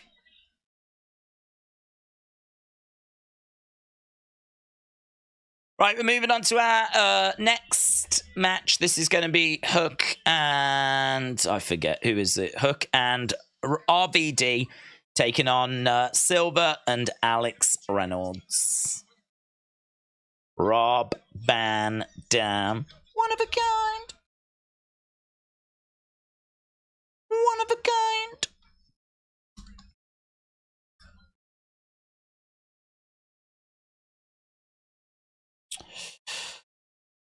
He wasn't on vacation. He was just buried by booking committee, aka the unprofessional EVP, said Travis. Omega is not going to win, or else this would happen on a pay-per-view, says Jobson. Here's Rob Van Dam.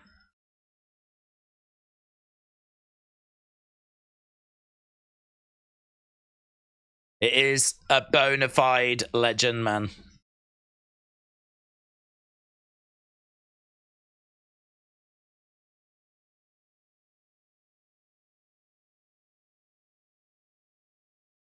Rob Van Dam in the ring. It is still great to see him.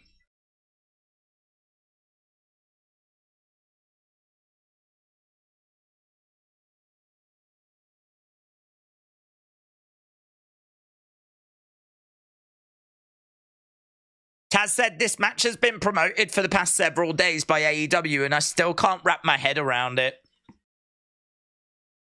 Are we going to get another of those Danhausen things? They were all right, they are. Those little Danhausen tribute things. Does anyone have any questions? I can answer them. I am bored and I want to chat. Sonny, what do you think about AEW? Are you watching AEW? What are your thoughts, Sonny?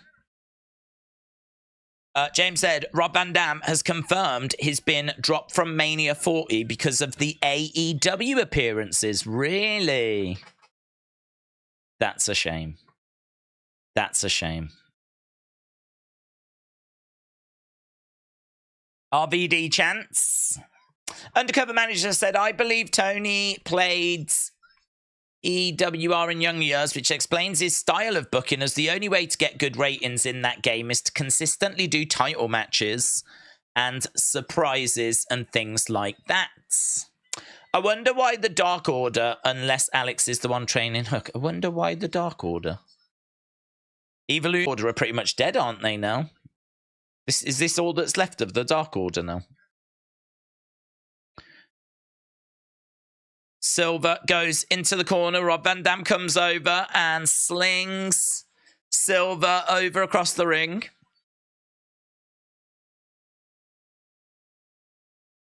Rob Van Dam.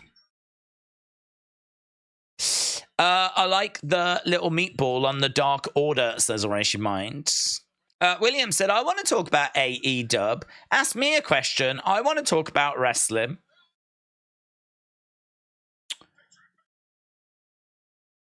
Has anyone got an AEW question for William? Or Sonny? EC Dub.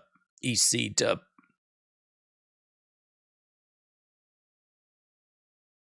Dub chants. Watching Rob Van Dam in Philly like it's 1997 sign. Well, I tell you what, William, my question is, what do you think the surprise will be for Sting? And same question for Sonny as well. Sonny said, I found it boring. I'm just here to chat and moderate. AEW is great in the fact that it's so over the top at times from week to week with fan service sprinkled in. Tony Khan has got a gift for Sting, but what is that gift? What is that gift?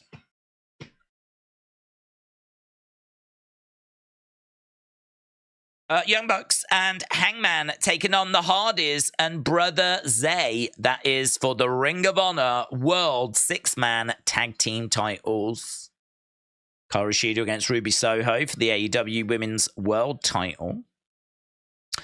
Bryan Danielson and Claudio taking on Orange Cassidy, and Okada is in the building. Do you know what? If you was there this week, that is exciting, isn't it? That is exciting. I mean, not only have you just got to watch an MJF match, like open the show, but you have also got Okada coming up. And the Tony Storm thing will be shown on screen as well. That'll be good. And a couple of title matches, women's title match. Kick coming in there by Silver. Days, notice how Impact made a lot of noise with a rebranding of TNA. Talk of the twin for one day, then everyone forgot about it because no one really cared to begin with. Oof. I think there's a lot of Impact fans that care. I think it means quite a bit to, like, Impact fans. There was a few people that have said that they don't watch Impact that have been, like, intrigued by it. So, but I don't know what effect it's going to have to the fans that don't watch. And you know, I don't think that's unfair to say. I don't know that this is going to be a massive. I could imagine for the first show when they start that there'll be intrigue. Intrigue's very powerful. So when they first do like it as TNA, you may see a nice little spike, but it will settle back down again after, of course.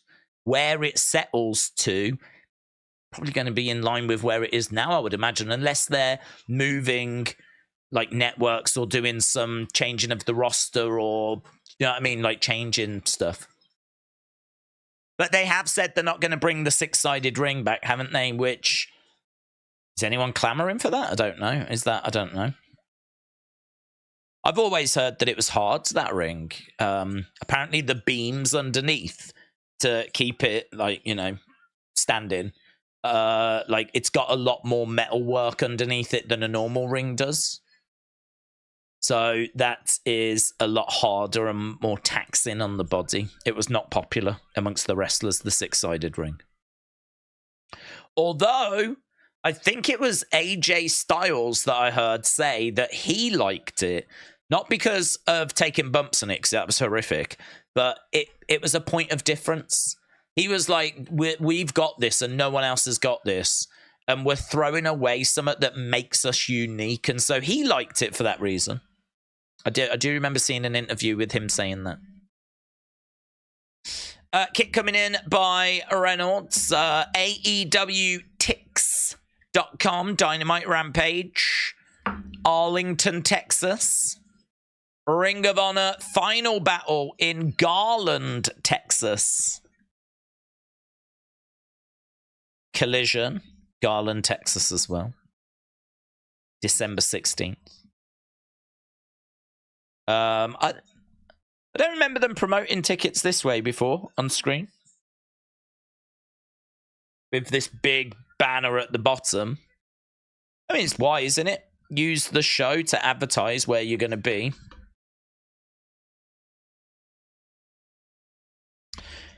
Big shots coming into the side of the heads. I feel like this match has been going on a bit longer than it needed to. Don't think it quite needed to go this long. I believe Tony... Oh, I read that one. I wasn't a TNA dude, but I liked watching clips of it, said Zoom Station. I think AJ said that on a table for 3 episodes, says Mitchell. Could have been. I do like those episodes. Kick coming in there by Rob Van Dam. One of a kind. Going over to the corner. Rob Van Dam's going up.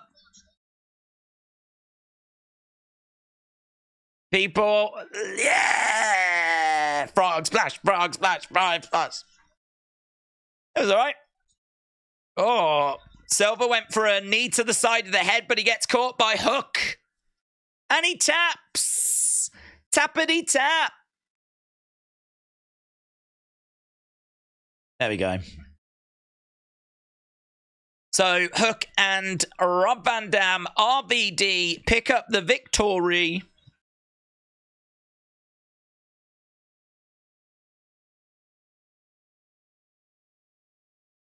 Was that a hint of a smile on Hook's face?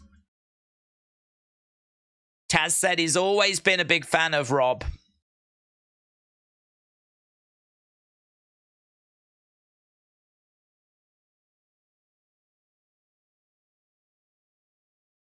Tony Storm's Hollywood Homecoming, the quest for gold at Full Gear. What's that?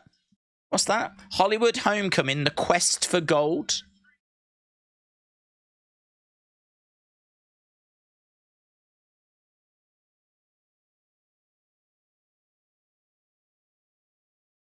Oh, she will challenge for the Women's World Championship. Here's RJ.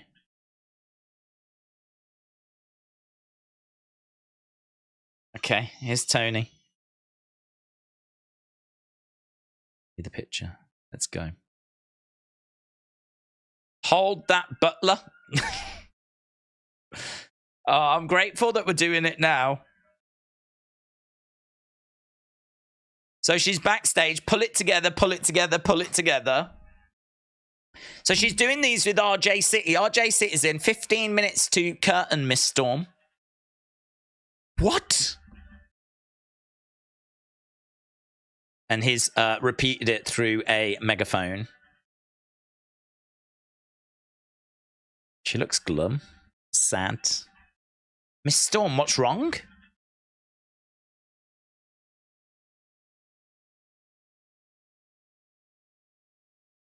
I'm so sick of Philadelphia and this dreary set. I want to go home.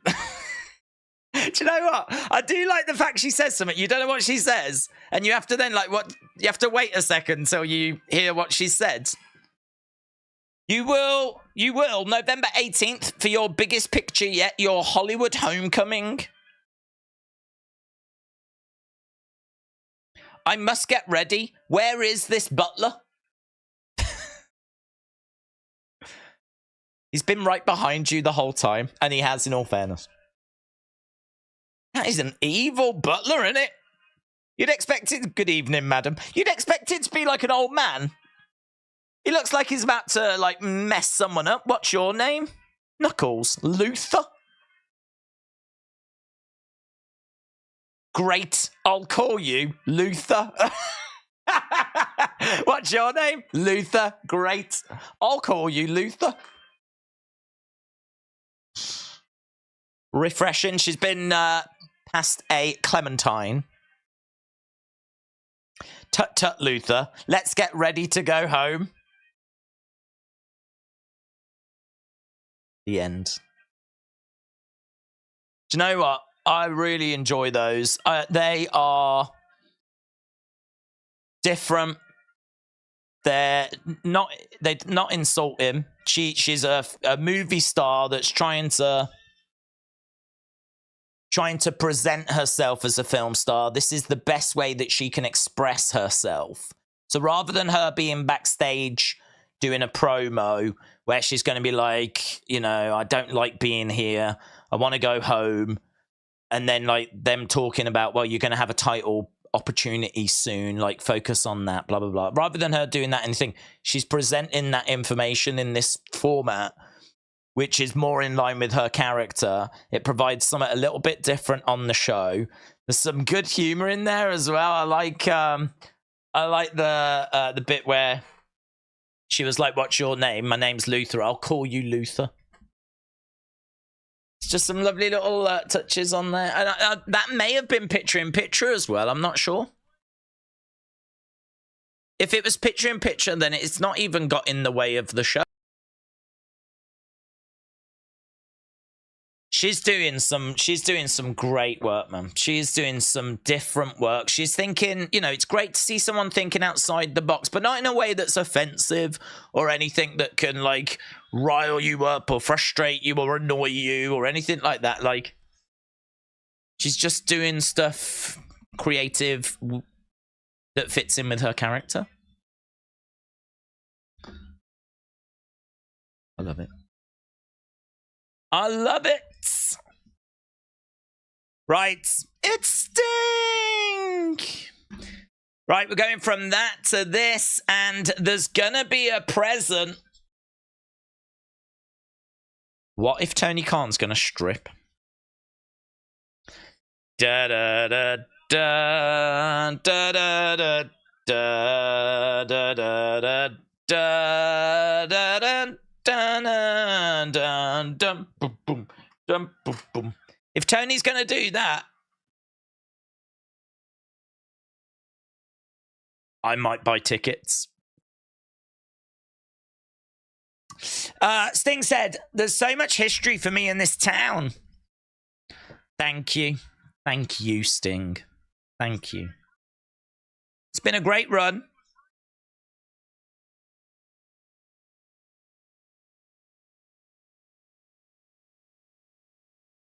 I also want to thank my tag partner, Darby Allin.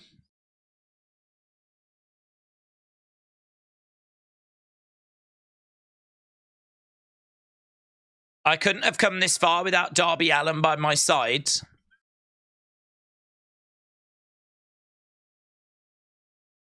Couldn't have come this far.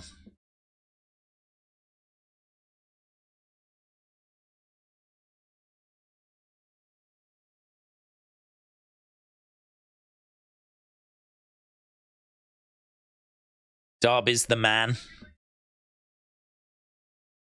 Sign in the crowd says Eric sucks.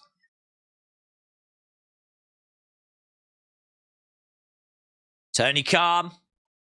Oh, he just gave a squeal backstage, didn't he?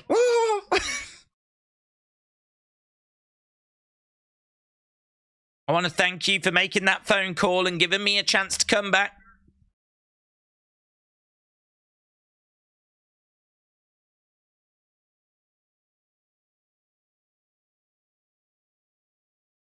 Tony's asking for the microphone. Sting gives the microphone to Tony Schiavone. It's Tony that should thank you.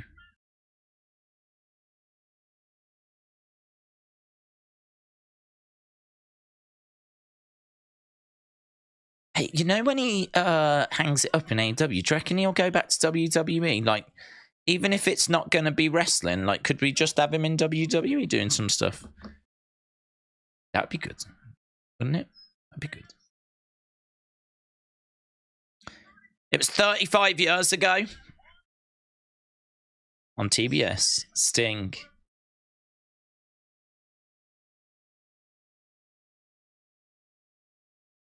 Sting put professional wrestling on the map on TBS.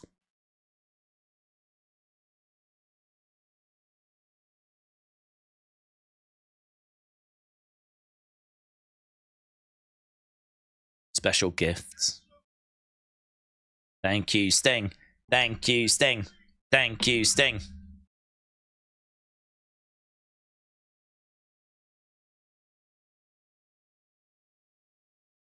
He's going to bring out the special gifts.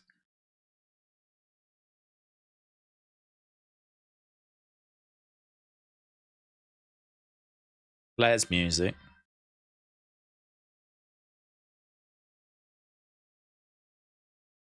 Ric Flair graphics. They ain't going to promise Flair if they ain't going to deliver Flair, are they? Oh my God, it is Ric Flair! Ric Flair has just come walking out in AEW.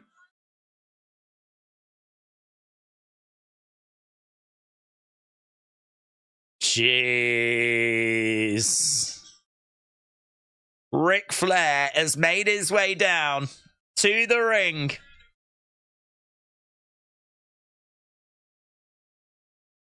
Interwoven with Sting's career, flipping interwoven with wrestling.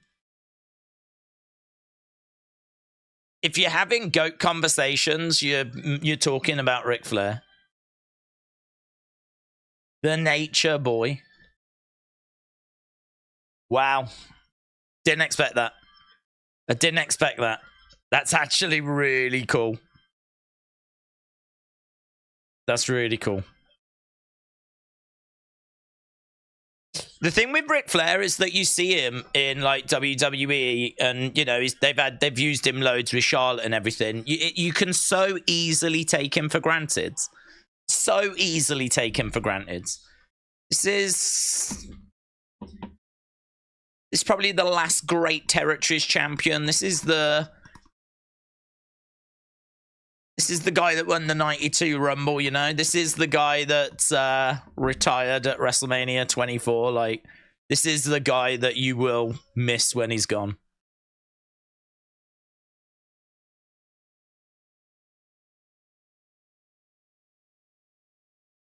Is he going to cry? He always cries. Is he going to cry? Go on, cry.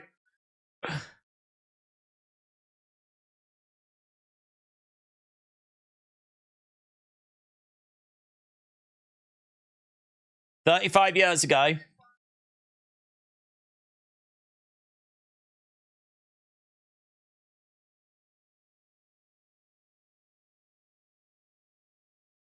I bet Triple H just spat out his drink, whatever he was drinking.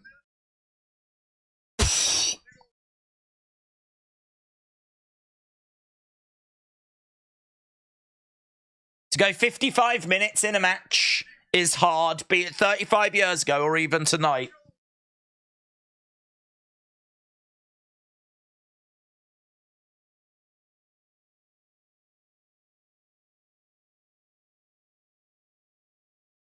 He says he's not only one of the greatest wrestlers and biggest celebrities, he's one of the nicest guys I've ever known. I'm saying it.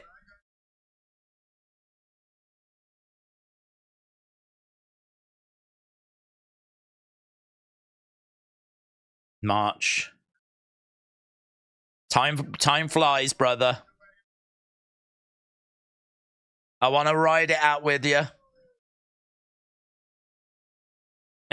He's off, man. Woo! We're going against the ropes.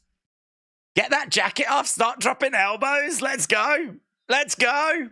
Woo!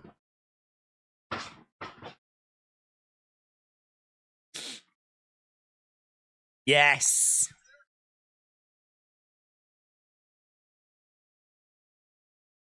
Christian Cage is coming out. Do the helicopter! Yeah! Helicopter! Let's go. Do you remember this thing?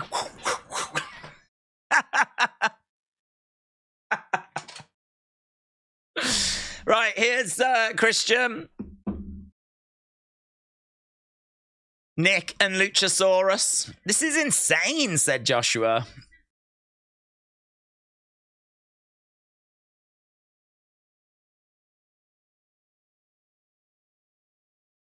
It's not the gift I was expecting. I thought it was going to be something like a belt or a match type or something like that.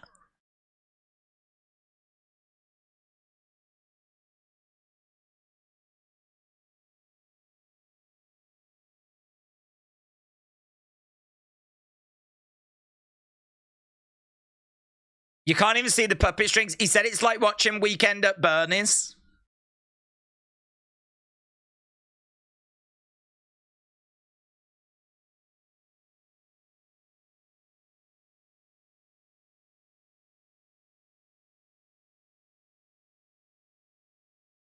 Oh. Christian said, I know there's not a god, because if there was a god, Ric Flair would have been dead 20 years ago.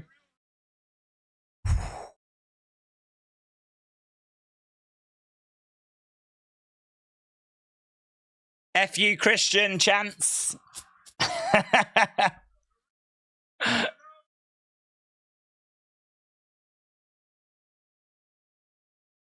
know there's not a god. If there was a god, nah, he would not. He would not touch the sun.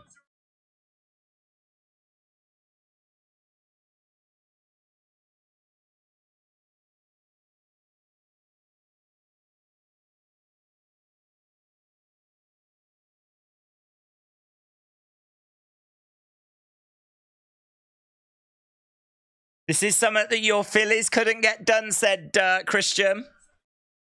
They are in Philly. I would not expect anything left. I'm just waiting for Luchasaurus to grow tired of Cage and turn on him, said Simple Lee Steve.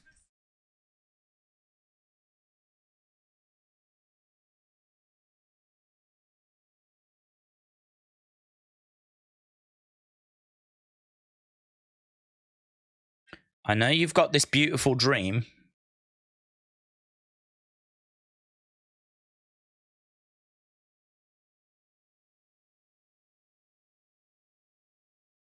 I see it different.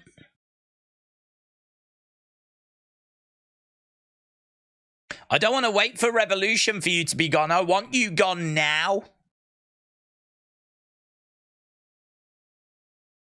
There's 3 of us.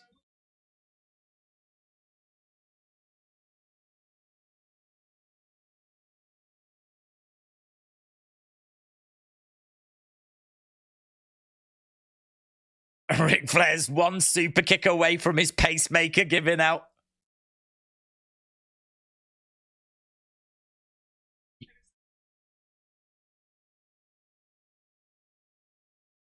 Your retirement's going to come early, said Christian.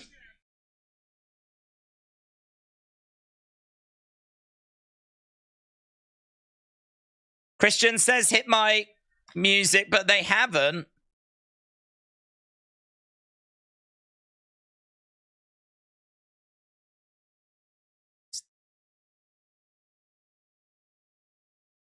Sting says he's allergic to jackasses and he sneezes.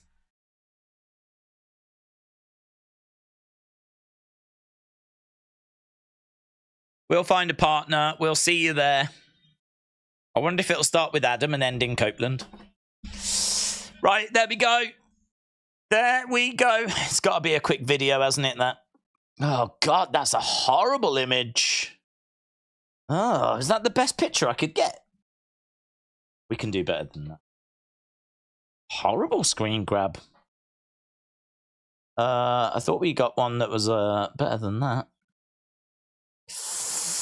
To be honest, the images aren't that great on social media. Oh, that's a bit better. It's Ric Flair.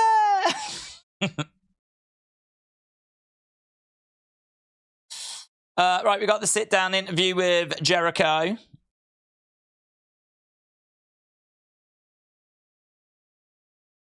Bit better in it.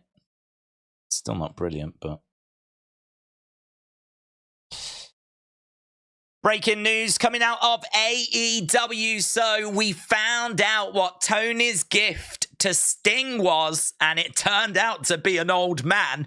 Not just any old man, though. It was Ric Flair, like the actual Ric Flair. Ric Flair's music hit.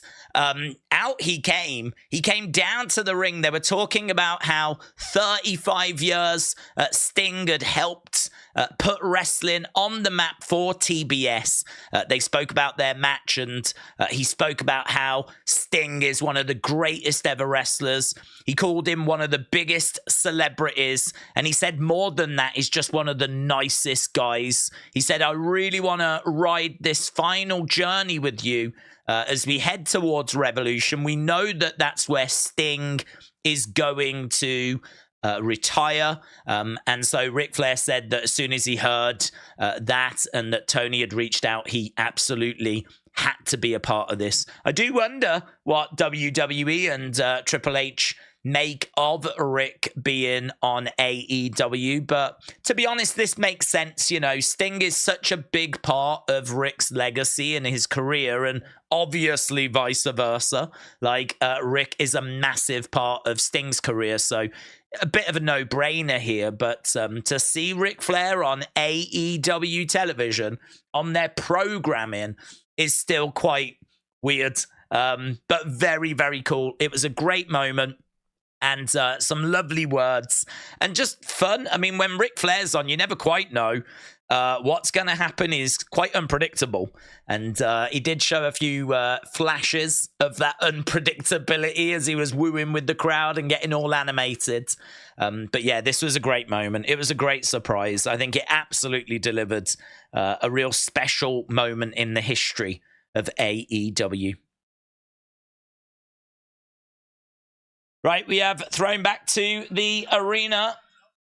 It was cool. Okay, we have got, who's making their way down? Is it the Hardys? Okay, Hardys. I've got to tell you, for me personally, and, you know, everyone's going to be different on this. Everyone's going to have their own opinions, and your opinions, you know, absolutely valid. But, like, if you are different to what I'm about to say, I thought that the open for tonight's show was just way too much, way too busy. I found myself zoning out. I really want to, I just want a heel MJF that's going up against a monster babyface defending that championship.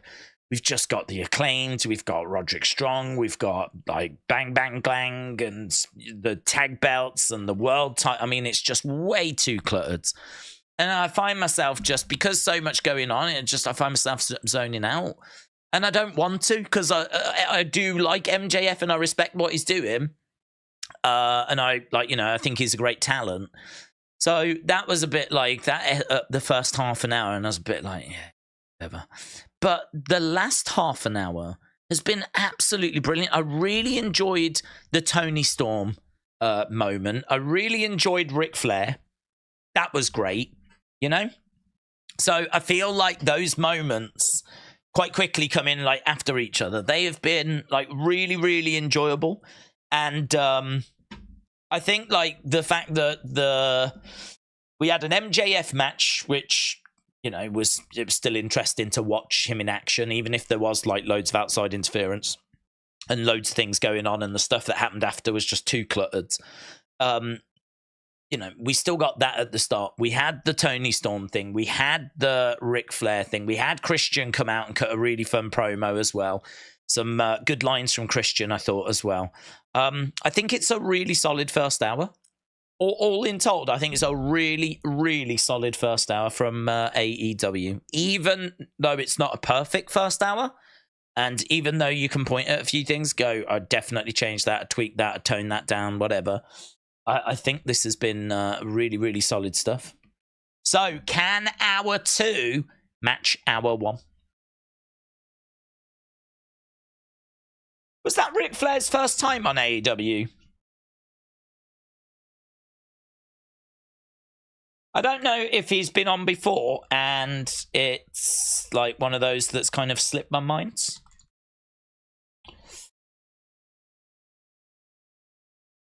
It feels like it's his debut, but if someone was to be like, no, do you remember back in 2019, like, he was a judge or something, I'd be like, no, I don't, but I believe you.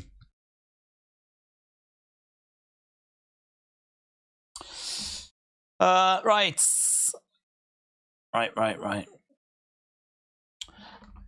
Okay, we are up and running. I need to change that thing on screen. I'm just putting this video up because we thought that this was going to be somewhat interesting, and it did certainly prove to be that.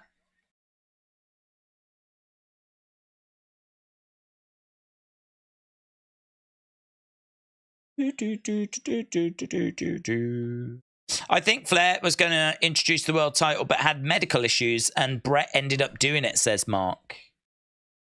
6-man tag. 6-man tag is what we've got.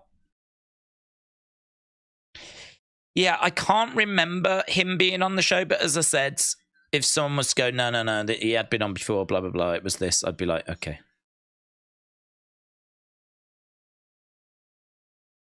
Ric Flair, very cool.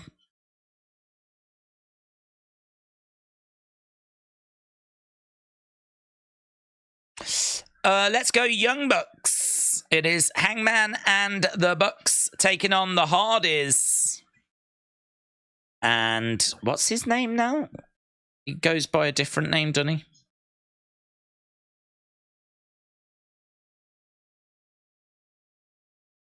It was Isaiah Cassidy, but I don't think it's that now. Goes against the ropes. He does some crotch chops on the outsides. Correct me if I'm wrong. Jeff in the same outfit he was at Turning Point 2011 when he was too effed up to wrestle, says Mitchell. If anyone knows, let us know. I would imagine he would have just burnt that costume, to be honest.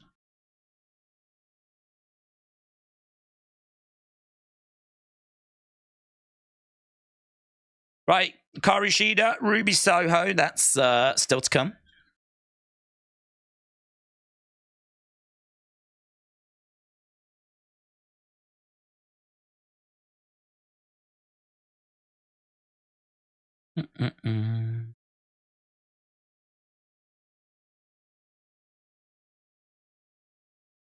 Okay, so Tony Schiavone said he's liking this aggression at the moment from these guys. From the Hardys.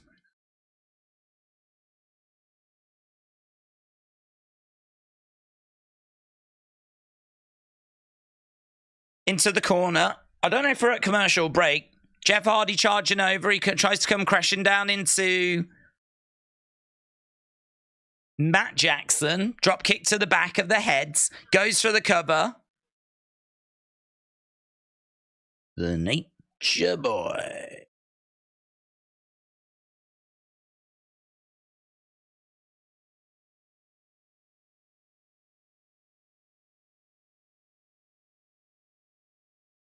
Okay, Jeff is working up at the moment on the arm of Matt.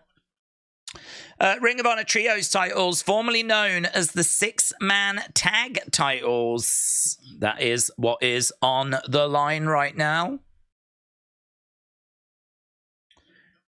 Jeff still working on the arm of Matt.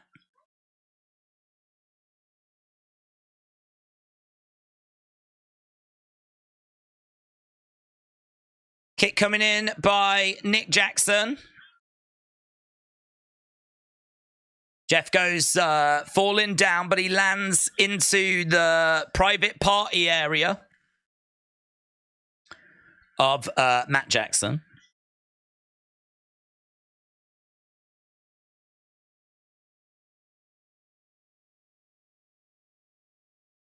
Right, Matt is, Matt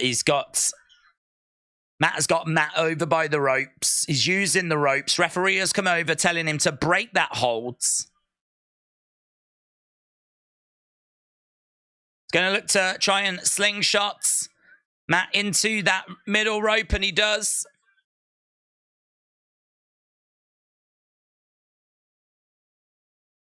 Tag being made. I don't know if we was at commercial break. The action was quite slow.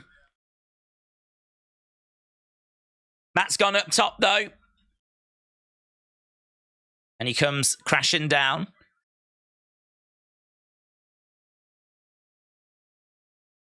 Double Northern Lights to Matt Hardy and the private party guy. Tony is a liar, says Boomers. Is a liar. Always makes me think of Howdy, that does. You're a liar. AEW is turning into wheelchair wrestling. Dub C dub. Dub C dub. Dub C dub. Dub C dub. Hookhausen, very handsome, very evil pack. Available right now.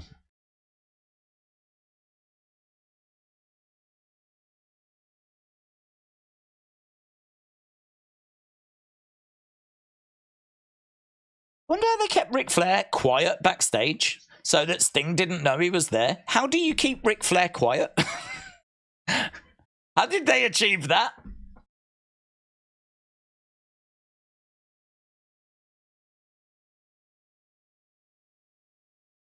I mean, I'd imagine if Ric Flair's backstage, everyone knows.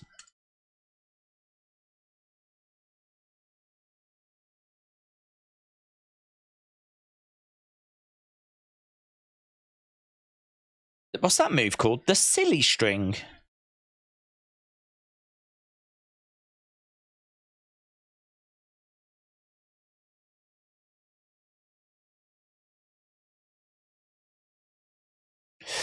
They had him in the back room with some of the women. Listen, that ain't keeping him quiet. And it certainly ain't keeping them quiet.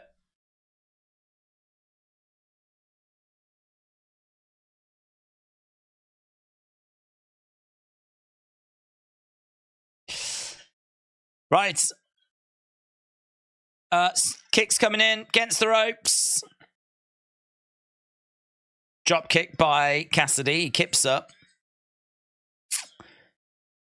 Kick coming in by Jeff Hardy.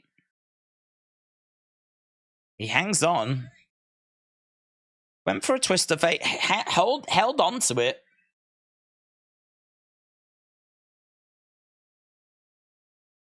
Twist of fate connects again. Jeff's going up top. Swanton connects. 1, 2. Oh. Nick Jackson makes the save. Nick Jackson makes the save.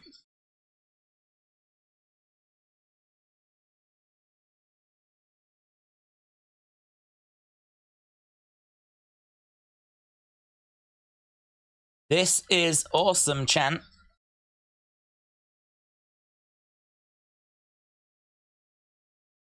Delete chants. Kick to the midsection. Going for another twist of fate, but no joy.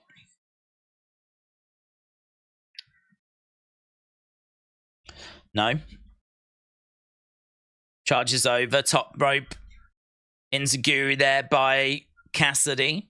Cassidy trying to come over. Buckshot lariat connects. Super kick coming in by Nick Jackson.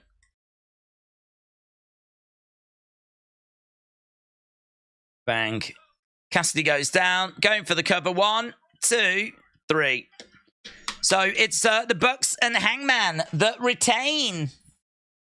Bucks and Hangman retain. Dunno.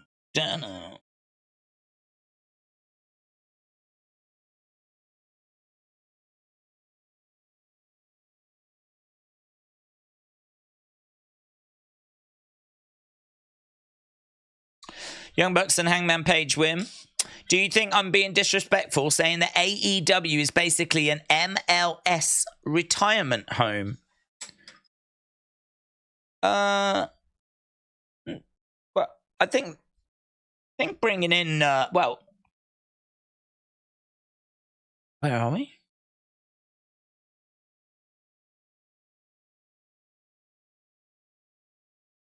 Oh, is he in Hangman's house? Swerve's in Hangman's house.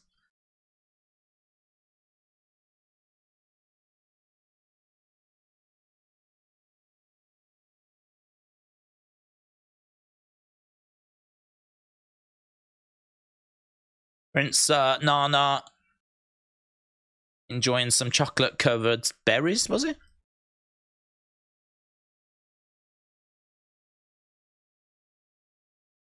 Yeah, he ripped it up. That's cool. So he took a picture off the fridge that was like a kid's finger paint. I mean, to be honest, it might have been Hangman's. We don't know that that was done by a child. That might have been done by Hangman Adam Page himself, and that might be a book he reads. There's one here where you press the buttons and it makes sounds on the side. I mean, fun fact, Hangman hasn't got kids. So there's some big questions about what we're seeing here. Big questions. Swerve's going down the corridor. What's happening? Is there people in the house? This is going to be pretty freaky, isn't it?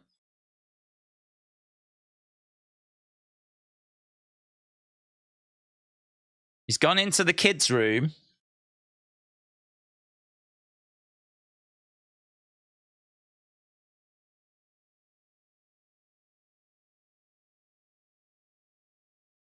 Your loved ones are going to pay for your actions. You owe me a debt.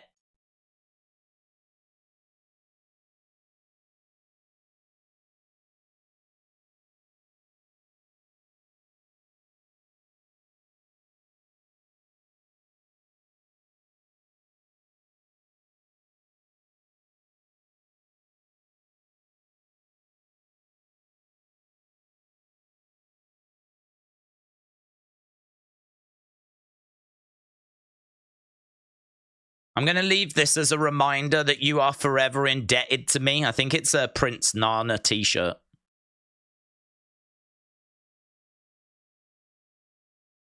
Hang on, are we meant to think the kid's in the... Well, am I meant to think the kid's there? Is he talking to a kid or is he talking to an empty cot? What's he doing?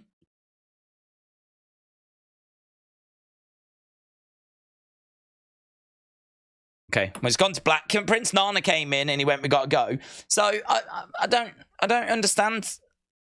I think the cot was empty, and then like he threw a thing in. Call the cops, Tony. He dropped the shirt in the crib.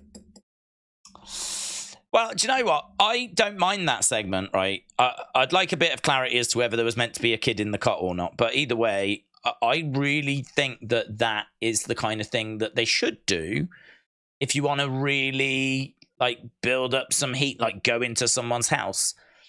If you're going to do it, though, that is a major thing to do. That's breaking and entering, right? That's an out-and-out crime that's being shown on TV. Like, it's a major thing to do.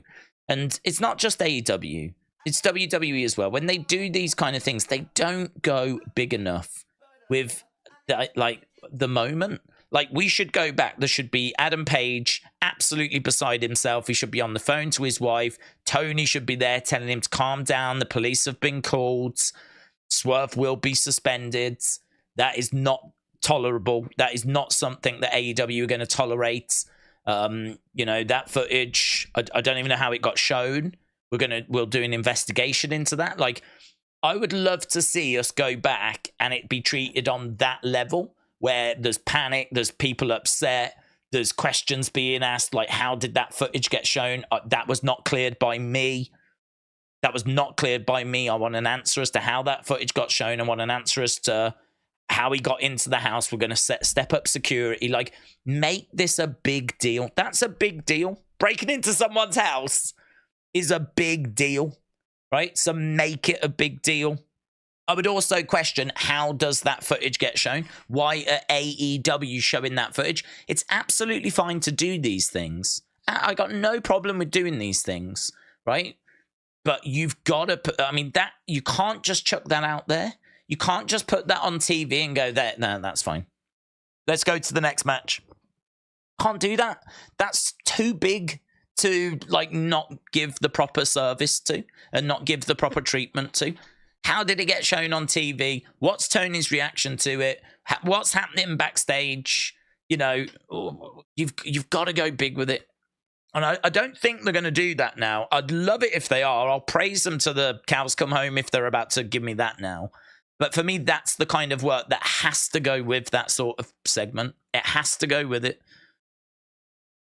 But you see it with WWE as well. Like when Seth broke into Edge's house, you know, the commentators will make a few comments. Edge will be on the phone to Beth, whatever. And that's largely it, isn't it?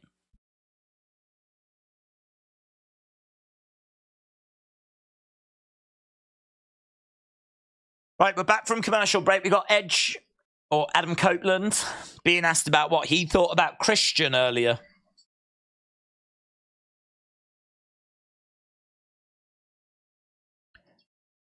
My friendship with Christian is more important to me.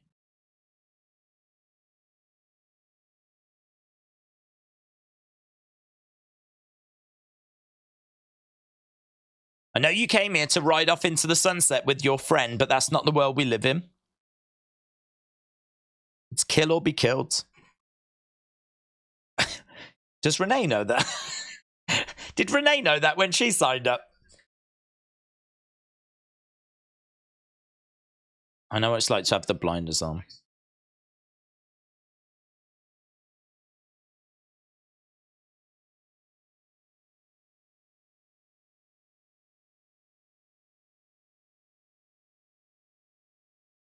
Sting said that guy that just came out and said he'll be by my side, that's probably the dirtiest player in the game. I learned from him.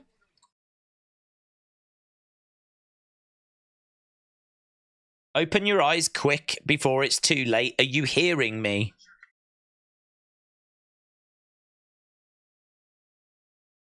Sting says, listen to what I'm saying before it's too late.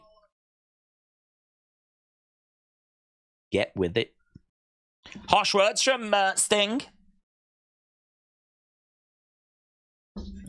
What if Flair and Sting tag together for a double retirement? One more match. Let's go.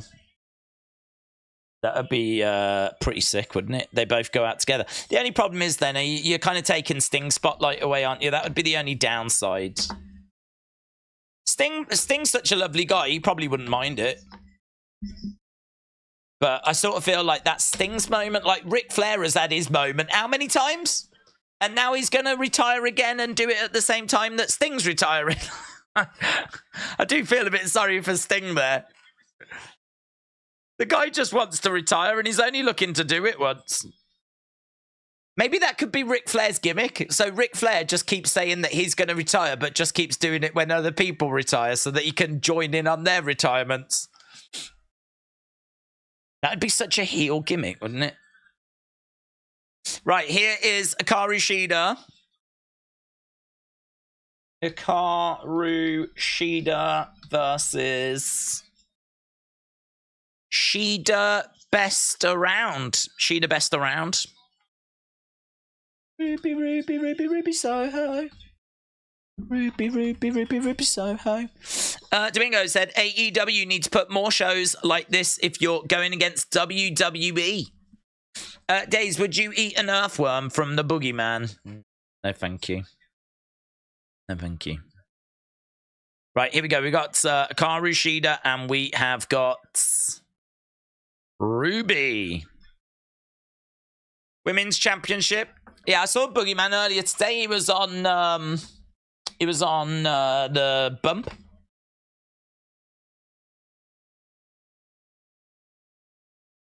Ruby, Ruby, Ruby, Ruby Soho. One said, I hate short reigns.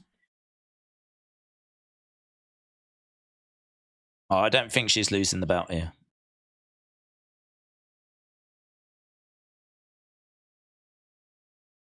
Kick coming in there by Shida.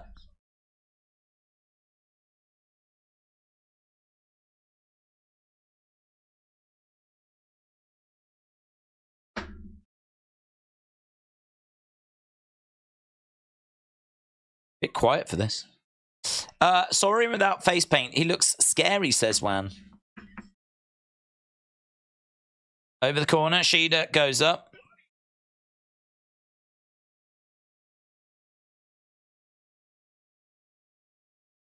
She did come a teeny bit short. And the crowd weren't willing to settle with that, was they? Shida right back to the attack. So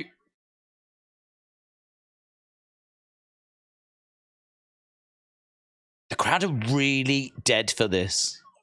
They're really quiet.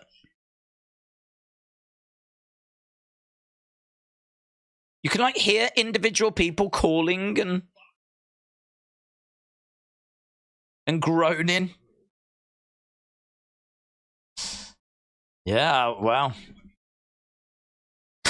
The irony is someone's got a sign that says women's wrestling is alive and well. I love women's wrestling, but oof. Even I've got to say the start of this match has been a challenge.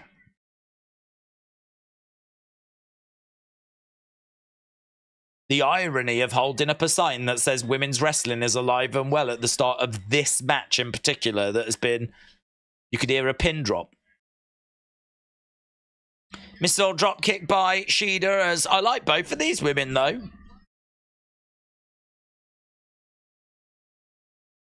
Ruby on the outside.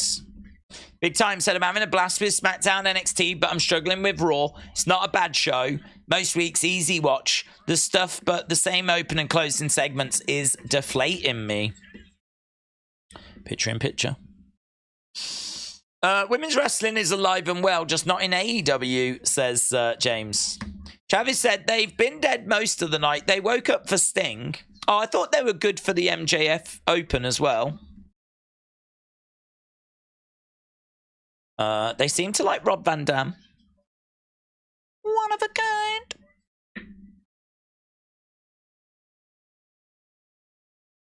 Karashida in the ring. Don't miss my super chat. Oh, I did.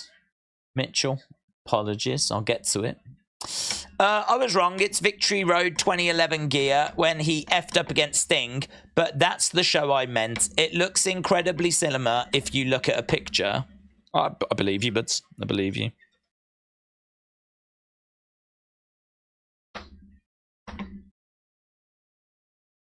Ruby said, it's coming home with me, baby.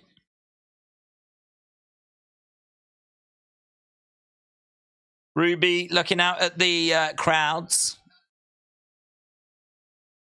Again, I think we're at picture in picture, which is why it's a bit slow. These women all want that title. Shot coming in there by Shida. And again.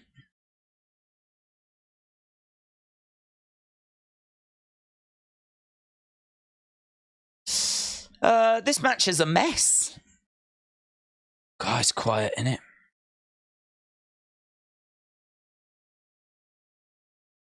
Is it just a lack of builds? Is it just, I mean, I didn't know we were getting this match this week. Is it just a case that, like, we haven't done enough to actually build this up? Like,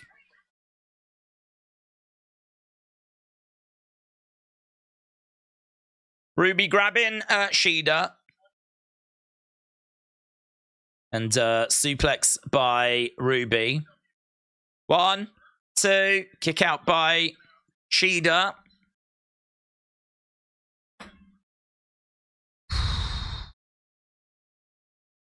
This is bad, man. This is really bad. It's not necessarily that the action's bad, but it's not very engaging either, to be honest. But the crowd, I mean, you can hear a pin drop. There's just like... Oh, hello. I heard a chant. I heard a chant then. So it's gone. It's gone. Someone shouted something. Felt like there was a Shida chant that was trying. But it went away again. Right. Shida on her feet, getting over. Forearm strike. Perhaps the pace will quicken and we'll see some bigger moments here because, you know, these things do die when you go to flipping picture-in-picture. Forearm strikes coming in. Shida unloading. She's round the back of Ruby. She's trying to get her up onto her shoulders. Elbows coming in by Ruby. Forearm strike there by Shida. Picks up Ruby. She's got her on her shoulders. Shida has got Ruby on her shoulders, and that looked rubbish. That looked rubbish. She had her on her shoulders like this. She kind of chucked her back, but Ruby just, like, landed on her knees and was just sort of kneeling there, and Shida was like, ah! Ah, messed her up. Nah, she's all right. She landed fine. It's all right. It's not a problem. Turn around, like, honestly, she's fine. Shoulder up by Shida. Wrestler Andy said, who should Rick wrestle in a return match? Brock Lesnar. Brock Lesnar. Okay, so Ruby has sprayed...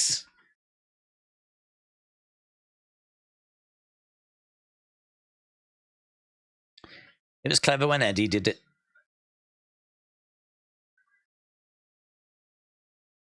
But she ain't going to win the belt by DQ, is she?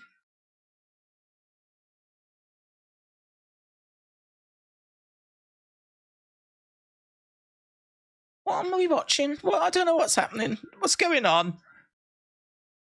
Just end.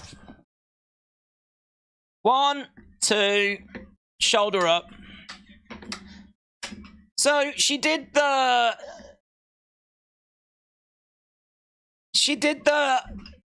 spray, like, she sprayed the spray paint. She chucked it at Shida. Then she went down and went, oh, she sprayed me. Aubrey turned around and saw it. If she was going to DQ her in that moment, that would have massively backfired. So you win the match, well done, but you win by DQ. Title ain't changing hands, you douche, right? So then she goes out the ring and grabs the belt, brings the belt in.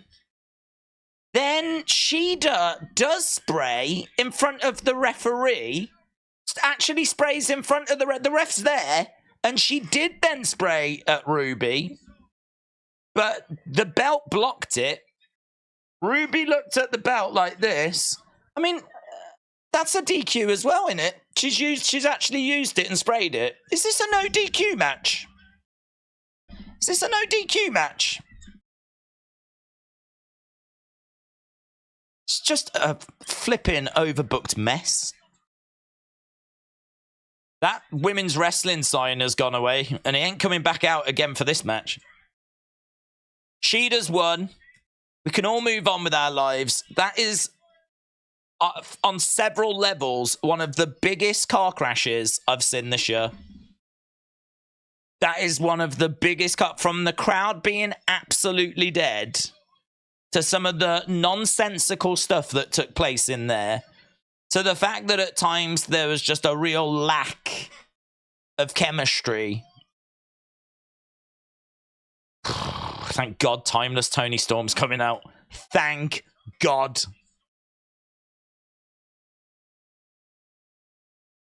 Timeless Tony has made a way out.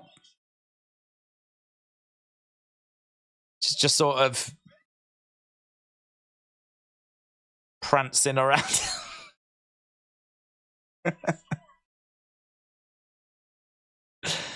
On the entrance stage with Luther.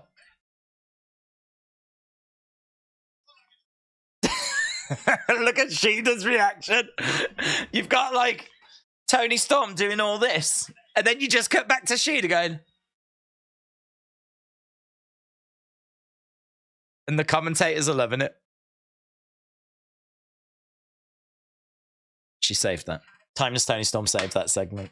That whole segment was fine in the end because Timeless Tony Storm saved it. Let's go.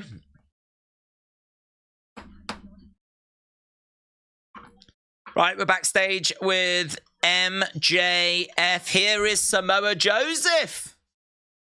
Samoa Joe. Ba-dum, bum, bum. Ba-dum.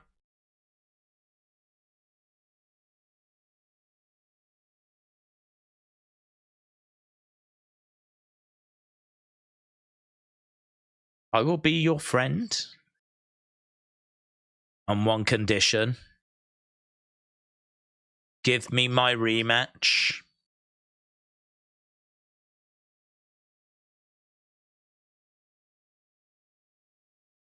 I'm sure I'll have my answer soon enough.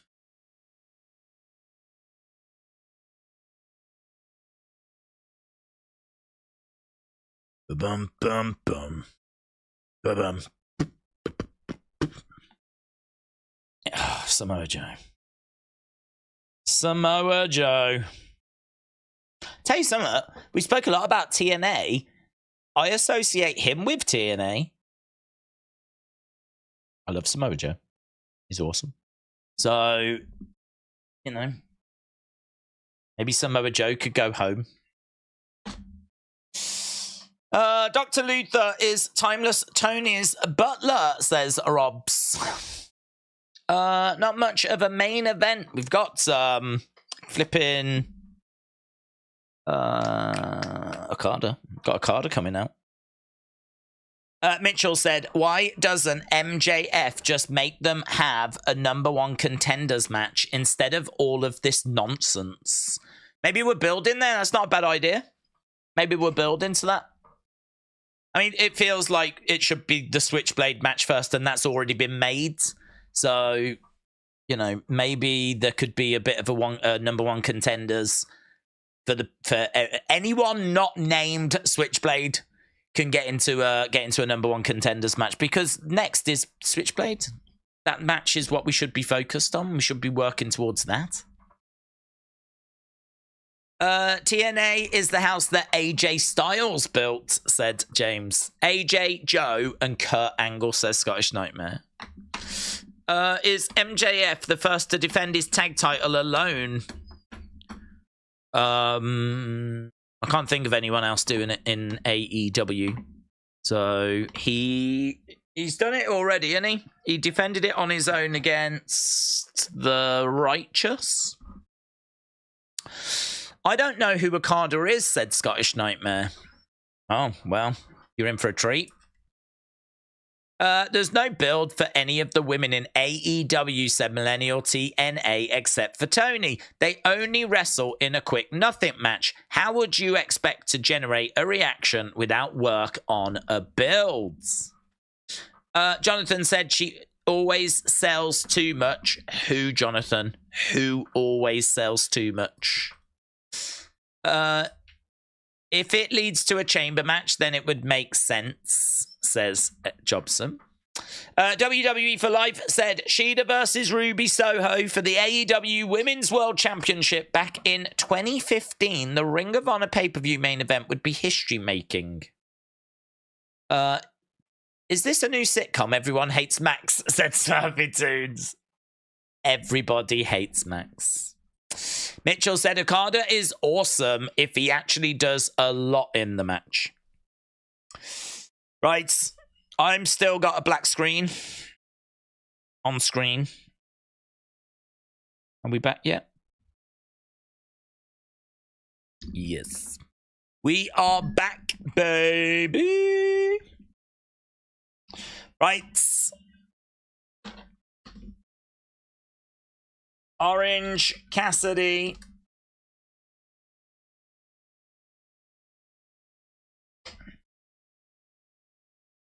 Right. OC of the Best Friends. Orange Cassidy making his way down to the ring. Rainmaker!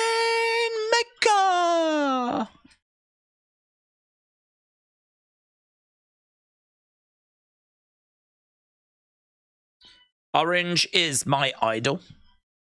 Right, there we go. Oh, I don't know if I've just missed it, but I haven't seen any of them Danhausen things. Here we go. Good pop.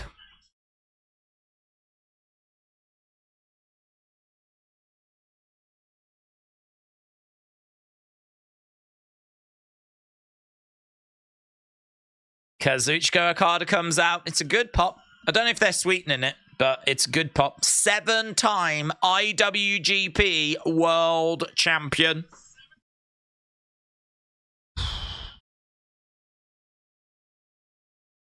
Okada. Why haven't we had a little backstage? Why haven't we had a backstage moment between Kenny and Okada? Why haven't we had that? You cowards. You got both of them backstage, and you could have done a little moment where they bumped into each other and they just exchanged a few words, a la Triple H and Rock.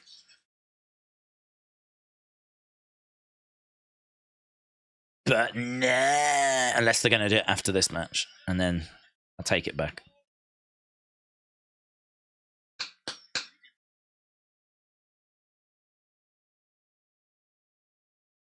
Right, Okada in the ring. Now we've got Blackpool Combat Club. I'm surprised they didn't come out first. Why not have Okada come out last? Danielson and Claudio making their way down. OC and Rainmaker for the win, says A. Jobson. Seeing Okada is great, but this match is unnecessary and pointless, said James. I don't disagree with that. I'd like to have built him up as well. So it's like, you know, in 2 weeks' time, Okada's come in. Next week, don't forget Okada's here. Instead, it was only the other day I saw he was on the show. I don't remember this being announced last week unless I just missed it.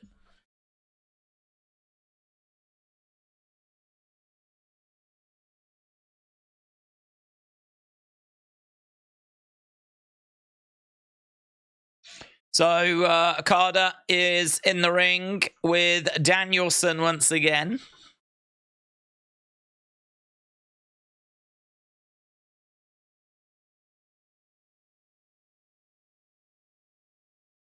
Tony Khan has buzzed me again. We will stay with this match for as long as it takes. So however long this match is going to go for, guys, we are going to stick with it. Orange Cassidy is asking Okada to get out the ring. Okada's got a little smile on his face. He's like, yeah. So Orange Cassidy is going to start things off. Danielson looks like he's going to start it off for Blackpool Combat Club.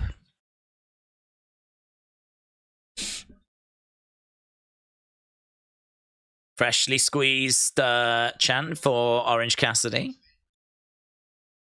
Sign in the audience says, Claudio is a creep. Oh, I didn't see that. Why? Has he done some creepy things recently? It was lovely when I met him. Paul Heyman possibly joining TNA Impact in the future be a good thing or a bad thing? Would Paul Heyman possibly join him? It's not happening. OC is an honorary member of Chaos, says Tahil. Can someone explain to me, Blackpool Combat Club, are half of them heel and the other half face? I honestly don't know what's who's the other member. It's Wheeler Yuta in it. Who else is in it? Moxley. What's going on with them at the moment? Genuinely don't know.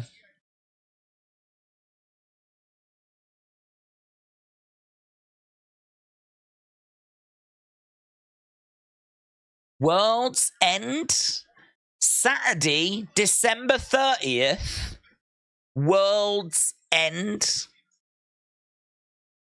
at the Nassau Memorial Coliseum. Nassau Coliseum. Wow. WWE have done loads of shows at the Nassau Coliseum. World's End.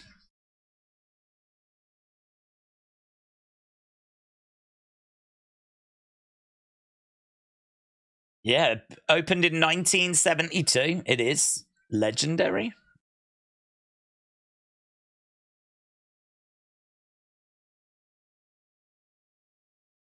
Nassau has been a mainstay of WWE for over 30 years. It's hosted Raw and SmackDown many times, including the taping of SmackDown episode where Droz suffered a career-ending injury in 1999. In 2002, SummerSlam was hosted at the Coliseum. 2017, the renovated Coliseum hosted its first Raw. It also hosted the Evolution pay-per-view. Coliseum hosted the opening leg of WrestleMania 2. That's where I know it from. That's the one. Because WrestleMania 2, we did it in New York, we did it in Chicago, we did it in LA, and the New York part came from the Nassau Coliseum. So it hosted part of WrestleMania 2. As part of the ambitious plans to be in so many different venues, the main event of that was Rowdy Roddy Piper boxing Mr. T. I'm sorry, Nassau. That was awful. The Nassau Coliseum has hosted several WCW Monday Nitros. That's pretty sick, isn't it? World's End, December 30th from the Nassau Coliseum. Wonder the last time when WWE, I mean, they said Evolution, they went for that. I wonder if they've done some Raws or something there. Rainmaker in the ring, tags in Orange Cassidy. Jonathan said, I think AEW needs to just open tickets for the whole ring. Where is that venue at? Long Island, I believe. Long Island. I don't know specifically where. In the Nassau part of it. You know Nassau part of Long Island there? There's a Coliseum. Do you think full-timers get paid more than part-timers? It depends. Because the highest paid person in WWE is either Roman or Brock, and they're both part-timers. Should AEW shock its fans by trying to have a show at Madison Square Garden? I don't know that they can. Because didn't Ring of Honor do a show there? And maybe New Japan. And I know that WWE got very upset about it. I mean, Madison Square Garden is WWE's spiritual home. But WWE don't really treat Madison Square Garden very well. They tend to do like big house shows there. It's been a while since we did a big show there, you know? I mean, back in the day, like, you know, WrestleMania 1, WrestleMania 10, there was SummerSlams that were there. Like, we did big shows at Madison Square Garden. Now, to be honest, they prefer Barclays, don't they? Yeah, it's more often that we'll go to Barclays for some reason. But I know that they got upset with that. So if AEW tried to do Madison Square Garden, I'd be surprised if they could book it. I'd be surprised if they could book it. Because I would imagine there's some sort of an agreement with WWE whereby if you allow like AEW in or another wrestling company in, like we won't come here anymore. But saying that, as we said, they had New Japan have been there, Ring of Honor have been there. If I was AEW and I could get into there, I definitely would. Definitely would. But I've got to think there's a reason as to why they've not done it. I think it's probably something to do with WWE. That is home. That is home for WWE. Like there is nowhere else outside of maybe the Performance Center now. And the headquarters, Madison Square Garden. I mean, that was the jewel in the crown of the Northeast Territory, which is their territory. Or was their territory in the territory days. So yeah, I mean, if AEW went there, I mean, WWE would have a fit. But I've got to think that they've put something in place to ensure that doesn't happen. I've got to think. Flair Open Challenge on Dynamite next week. You're desperate, aren't you? You're desperate for that. One said the Rainmaker was signed by AEW because he fought Danielson in an event before. Kick out by Orange Cassidy.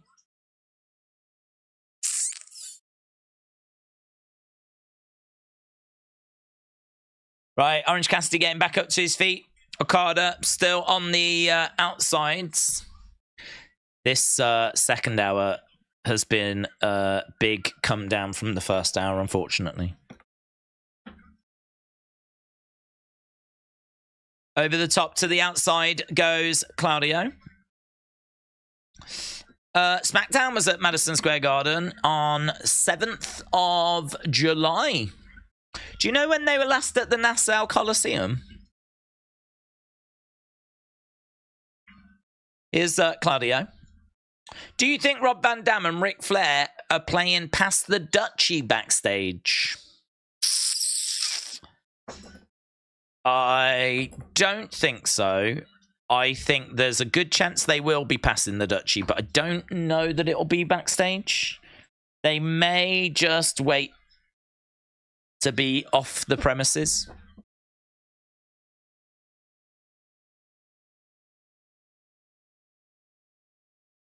WWE have already tried to cancel the New Japan Ring of Honor show in 2018. Well done. I hate those guys, says Millennial TNA. Rest of that, he said Flair and Danielson Iron Man match. Whoa, Danielson's tagged in, and so is Okada. This is what we've been waiting for.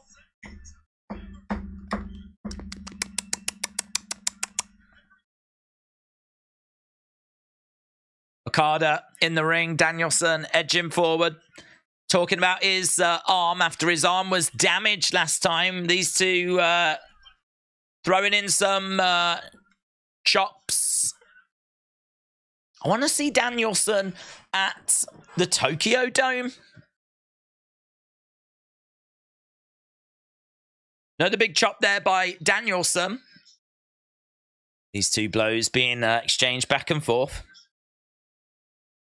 Another chop there by Danielson. Heavy kick coming in.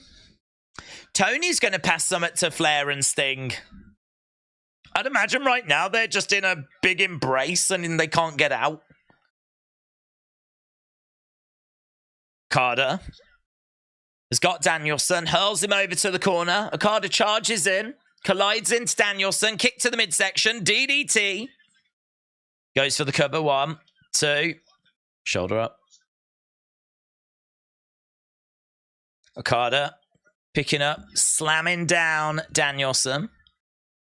It's going over to the corner. Danielson is stirring. He pops up.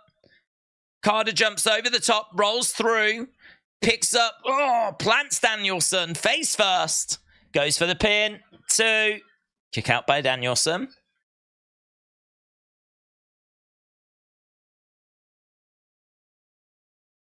Again, Danielson picked up on his feet. He's trying to get Okada down.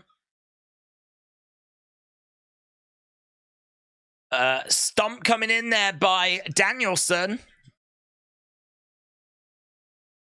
I'm going to break your arm. Who the hell? Is that Abaddon? Yeah, Abaddon's back. That's quite the look in it. Just saw this like weird looking clown. Roll up by Okada. It was in the corner on the graphic. Crossface by Danielson. Okada is in the middle of the ring. Reversed by Danielson. Okada kicks out. Okada charging over. Duck underneath by Danielson. Danielson looking to throw the knee. Couldn't get it. Looking for the Rainmaker. No. Didn't get it. Chop coming in by Danielson. Rainmaker. More chops. Forearm strike coming back by Okada. Clubbing blow by Okada. Danielson in the corner. Flips over the top. Goes over against the ropes. And again. Oh, I thought they were going to double clothesline. They do. They do. I want Ospreay in WWE. Could you imagine him debuting at Mania the way that Cody did? But his challenger is AJ Styles, says A. Jobson. Why couldn't we just get Danielson Okada? Because we haven't been good enough to deserve it.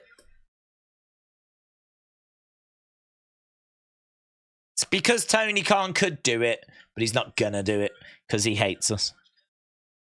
Crossbody by Orange Cassidy, and Claudio catches him. 1, 2, kick out. Anna Jay would be a decent #1 contender, said Not JPEG. Kick by Orange Cassidy. And again, he is turning it up a little bit more, but they look super fake. Those kicks looked awful. Clothesline by Claudio. Oh, he gets planted. Now he's going to go for the swing. Swing time. Oh, that was good work by Orange Cassidy. That was really clever. He grabbed the head. Slumdog Millionaire by Orange Cassidy, who goes against the ropes. Lovely reversal of the swing by Orange Cassidy. Gotta give him credit for that. 2. Danielson makes the save. Drop kick to Okada. Drop kick to Danielson by Orange Cassidy, who comes down. I think that most people that are champs get paid more, but not all. Here we go. Cassidy. Gonna look to charge in. Gets caught. Oh, into the swing. That was clever. That was good. That was good because Orange Cassidy just blocked it really well. Do you know what? A couple of good moments there between these two. I wouldn't mind seeing that in a match. I could have done without the stupid looking kicks that look rubbish. Man, I tell you what, it's a hell of a swing though. It's a real vicious swing. Now he's got a sharpshooter applied. The swing was brutal. I should imagine he's all kinds of dizzy still.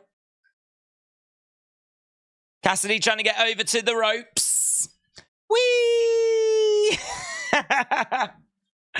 Whee! Oh, that kick looked rubbish as well by Okada. It missed by a mile. I think it was just a bad camera angle, to be honest. Probably the same with the kicks that were coming in from Orange Cassidy. Okada coming over, looking to scoop up Claudio, plants him. Going up top. Up top. Perched. Okada. Elbow. Okada goes over to the crowds.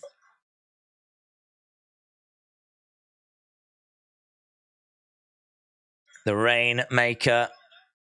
And Orange Cassidy comes over and they hug.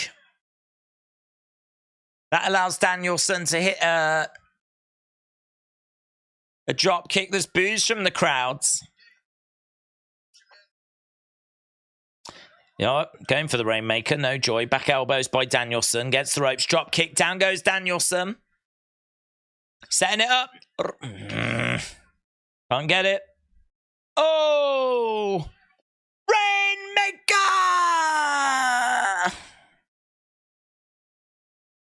Oh! Oh! Oh. Ducked underneath. Oh! Claudio off the ropes! Orange Cassidy comes in. No, gets up. Oh, European uppercut. Brutal. 2, 3. Claudio gets the pin. Some of that match I enjoyed. Some of it I didn't. But I do enjoy a little bit of a Okada. Rainmaker.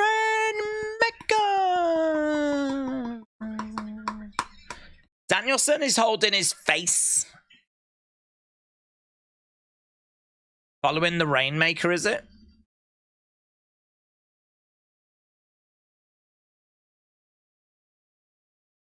Feels like a bit. Moxley's come out. Willie Uta's come out. Don't fall for it, Okada. Just go over and laugh at him.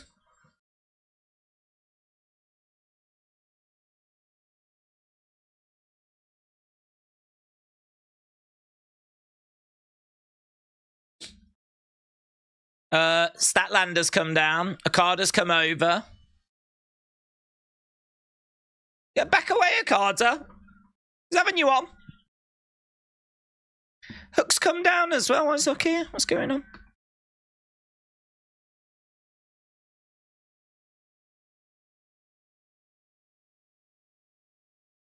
Rocky Romero.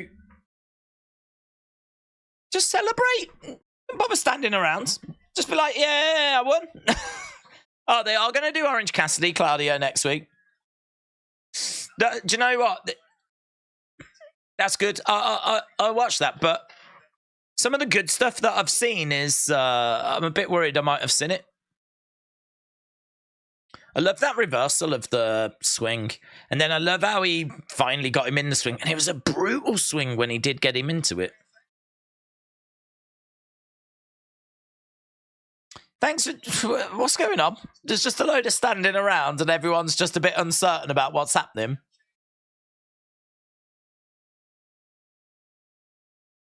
Like, it's the weirdest ending to Dynamite. There's a load of people standing around. And the commentator's like, yep. Thank you, everyone. Well, there we go. That was something that happened, weren't it?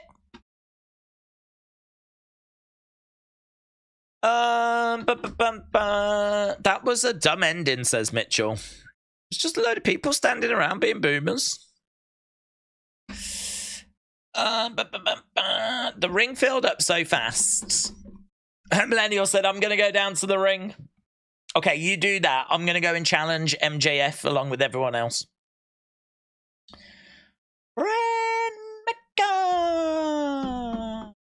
Put in your scores. Put in your scores. Did you enjoy that show? What did you think of it? Hey?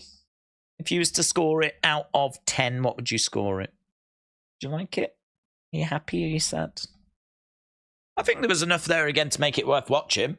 And I think there were some really good moments. So the Ric Flair moment was great. Tony Storm continues to be the MVP. Some nice moments in the main event. That women's match, though. Oh, my God. We really might struggle to find something worse than that this year. That was... And I really like both of them women. But from the moment that they came out and the crowd were just dead, it just seemed to be a struggle from that point. But not necessarily inaccurate, says 9. It was excellent. Let Him In said 625. Leon said it was mid. Adam said 7.7. Can't Stop, Won't Stop said 6. Mr. Robot said it was an odd ending. Tracy said 725. Courtney said, what the hell just happened?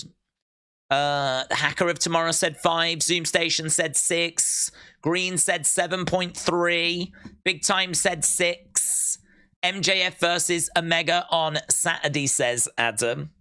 I'm at a 6.25, 6.5. What was your score, says Mitchell? I would be about the same. Yeah. About the same. I mean, the Ric Flair moment is a real, like, wow moment. Rob Van Dam was great as well. That, it's, you know, the thing with AEW sometimes is you get the odd bad match, right? I mean, the Hardys match I just completely zoned out of. That just wasn't, it was just rubbish. And the women's match was just rubbish. So you've got a couple of matches there that were rubbish. And then, like, you've got all that clamour and clutter at the start of the show with all them people stepping up to MJF, right? Which just, it's frustrating. If you got rid of them 2 matches, replaced them with, like, better matches, had MJF just feuding against someone for the title, right? And then didn't have such a silly ending. Like, we're in the 8s for this show. For me, we're in the 8s. This is, you know, you change them 2 matches, make the start less cluttered, make the ending more impactful and like more satisfying. You've got a show here that's in the 8s. But it's not, because there's 2 matches there, and certainly the women's one You know, maybe people got some from the Young Bucks Hangman match, the Hardys thing, but I personally didn't. But the women's match in particular is bad. The start, as you said, I think is too cluttered. The ending just sort of, I mean, it was what it was, just is weird. And so, yeah, I think you end up being around I think you're kind of down in the 6s. So for me, I'll go 6.5. It's another show which is just such a roller coaster ride. You have your ups, you have your downs, you have your hits, you have your misses, you have your moments where you genuinely are enjoying it, and then you have your moments where you're scratching your head. It's weird, isn't it? I find, do you know what? With WWE, I do find their shows to be largely pretty flat. I mean, WWE shows, I find you might have some moments where you're really into it, I suppose. And then other moments you'll go down to being relatively flat. I find with Dynamite, I'm like, whoa, I'm all over the place. My emotions get tested a hell of a lot more. Do you know what I mean? When something's bad, it's bad. If something's good, then it's good. If something makes me laugh, it makes me laugh. If something's really cringe, it's cringe. AEW just seem to do extremes a lot more. They do a lot more extremes. I find myself reacting a lot more. With WWE, it just tends to be the show is the show, and then you'll get a nice moment or whatever, and maybe a match will be a bit more boring and it'll dip. But by and large, we tend to stick around the same sort of area, the same sort of line. I feel like with Dynamite, I'm like, whoa. I'm all over the place. That's my review. That's my review of Dynamite. Probably comes out about 6.5. Yeah. I definitely took stuff right. The Ric Flair moment's great. Ric Flair's great. He's a legend. Maybe the biggest name in the history of wrestling.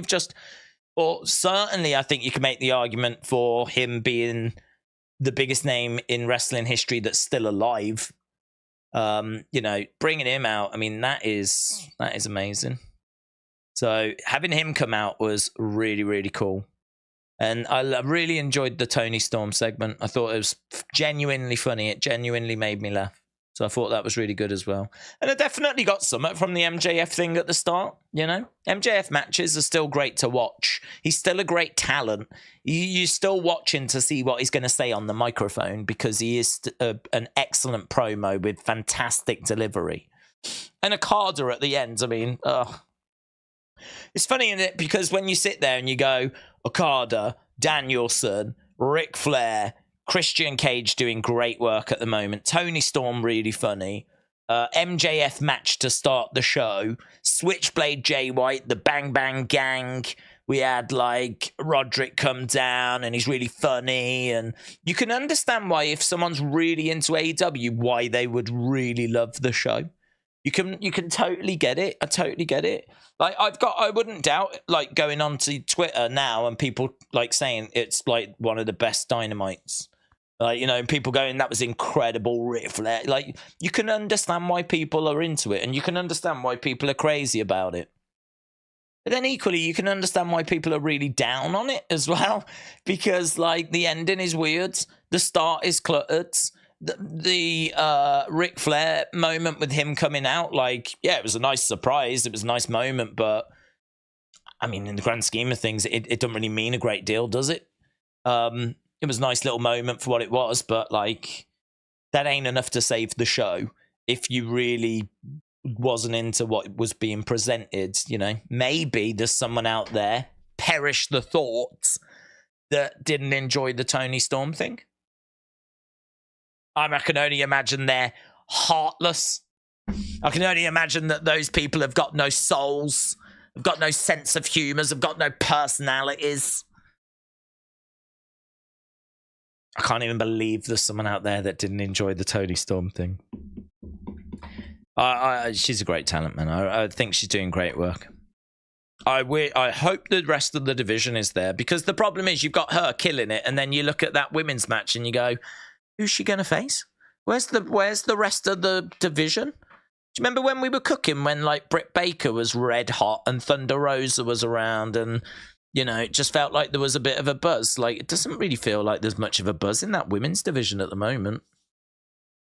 There's no Jamie Hayter around, So who's Toni Storm meant to be cooking against? And where is Britt Baker, actually? Where is she?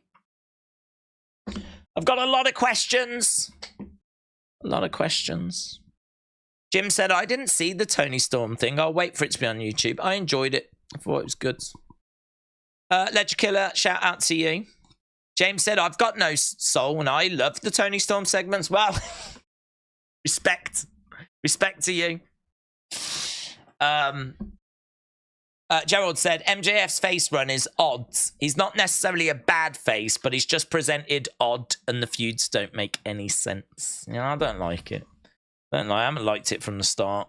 I'm not just saying it because someone else is saying it. I just have really struggled with him being a face from the start. For me, is one of the best heels of this generation. For some reason, we're trying to make him a face. So yeah, I don't know. It's not the way that I would be going personally. I don't know if you're being sarcastic. No, I love Toni Storm. I'm not being sarcastic. I studied drama and theatre studies, so I have an interest when it comes to. I mean, I don't get a chance to go, but I do like a bit of theatre. I'm not into musicals and stuff like that. And I thought that the MJF Jericho sing song that they did years ago, the Dinner Debonair, I thought that was horrific, right? The reason why I thought that was horrific was because like they were meant to be having a meeting to try and decide if MJF was going to join the group, the Inner Circle. And like, so they sit down for a meal where they can have this conversation, and they're then trying to outdo each other. So like Jericho says, I'm going to have the steak well done. And then, or I think I'm going to have it rare. And then MJF was like, I'm going to have it medium rare. And then Jericho's like, I'll have it rare. And they're trying to outdo each other. But the whole purpose of the meal is for them to decide as to whether MJF should join or not. And then all of a sudden they start launching into this song that's with the dance routine and the thing separates, and it's a whole. It doesn't make any sense in the story. It doesn't make any sense. Like, they're meant to be trying to figure out if he's going to join the group or not. So why the flip are they now singing and dancing together and doing like all of this? That's where my issue comes from.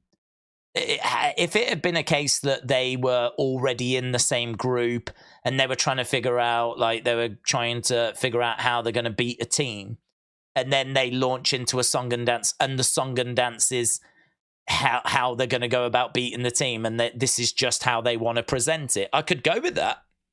That would have been fine. I could go with that because that's them just basically doing a promo but in a song and dance. Whereas with this was just out the blue, didn't fit with the story. So for me, like, it's atrocious. I hate it. I think it's a rubbish segment. I think it's just people just doing what they want to do at the end of the day, and no one coming by going, no, that's stupid. It doesn't work. Like, this is why I said before, working within confines, right? Working within, like, parameters is a good thing, because, like, when you've got the freedom to do what you want, like, this is where you can get stuff like that happening. So Toni Storm, she's doing like this kind of silent film kind of stuff. And that works for me because, like, she is trying to communicate what she wants to do and her frustrations and everything. And she's doing it she's decided to do it this way rather than in a promo. But it works. It's not like the Dinner Debonair thing, which didn't work for me. This actually works. Like, rather than her being interviewed saying, well, I've got a new butler and I'm frustrated because I don't like being here in Philadelphia. Like, she could have said that in an interview, but she hasn't. Instead, she's saying it through this film thing instead. So instead, she's presenting the information a different way, but in a way that still fits in with the story, absolutely fits and works, doesn't overstep any marks, it doesn't not fit. If anything, it actually works really well because it works in the picture-in-picture fantastic. She's funny. but she's funny in a way where she's unhinged. You know, like with some of the other people on the roster, they're funny because they're just being goofs. Do you know what I mean? There's a lot of people that are being goofs in AEW. She's not being a goof, particularly. There's clearly a screw loose. There's clearly, you know, she ain't playing with a full picnic. And so, like, for her, she's doing all this stuff, but she thinks she's being serious. She thinks that for some reason she's this film star.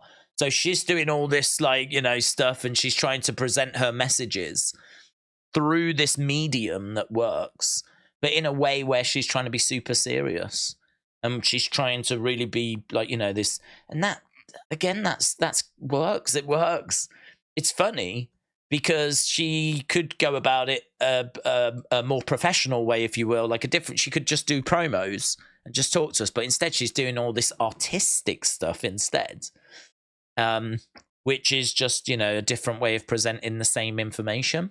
But it works, and it's not offensive. And as a result, I find that quite interesting and different and refreshing.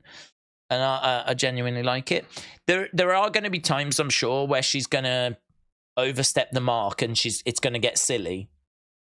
Or she's going to overstep the mark and it's not, like, the humor in it won't work. Or we've seen too much of the same sort of thing and it's kind of run its course. Like, there's a lot of things that can go wrong with this gimmick. There's a lot of things where I think, like, it's not going to land all the time. I can definitely see some of those skits being hit and miss.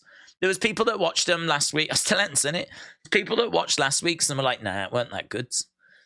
And I could imagine people watching this week's and saying it wasn't very good. But if you think the alternative would be that she would just stand there and get interviewed by Renee and just say the same information, but just in an interview, if that's the alternative, then all of a sudden this skit that we got this week looks a bit more different and interesting and refreshing, and you never quite know what's going to be said. And I love how she talks, and you're like, you can't quite lip read what she said, and you don't know what she said, and then you have to wait for the little thing after. I mean, you could have fun with that because you could do the old joke where she talks for ages and then it cuts to the card and she just says, okay, you know? So she's like, blah, blah, blah, blah, blah, and you're like, God, what did she say? And then the card comes in and she's like, no problem. There's that, do you know what I mean? There's things that you can have fun with it. And I'm looking forward to seeing her explore that and like find where the humor is in that. So yeah, good, some bad, some ups, some downs, but another one in the bag. So, right, appreciate the support. I'm going to run away. Hope you had fun and enjoy the rest of your evenings. I am back on Friday with SmackDown. We are on FS1. I have no idea how many people are going to join us, but I'll be here. Right, and then of course on Saturday we got Tyson Fury against Francis Ngannou. Big fight coming up on Friday. Saturday, sorry. Awesome. Right, thanks a lot for watching. Appreciate the support. See you next time. Bye for now.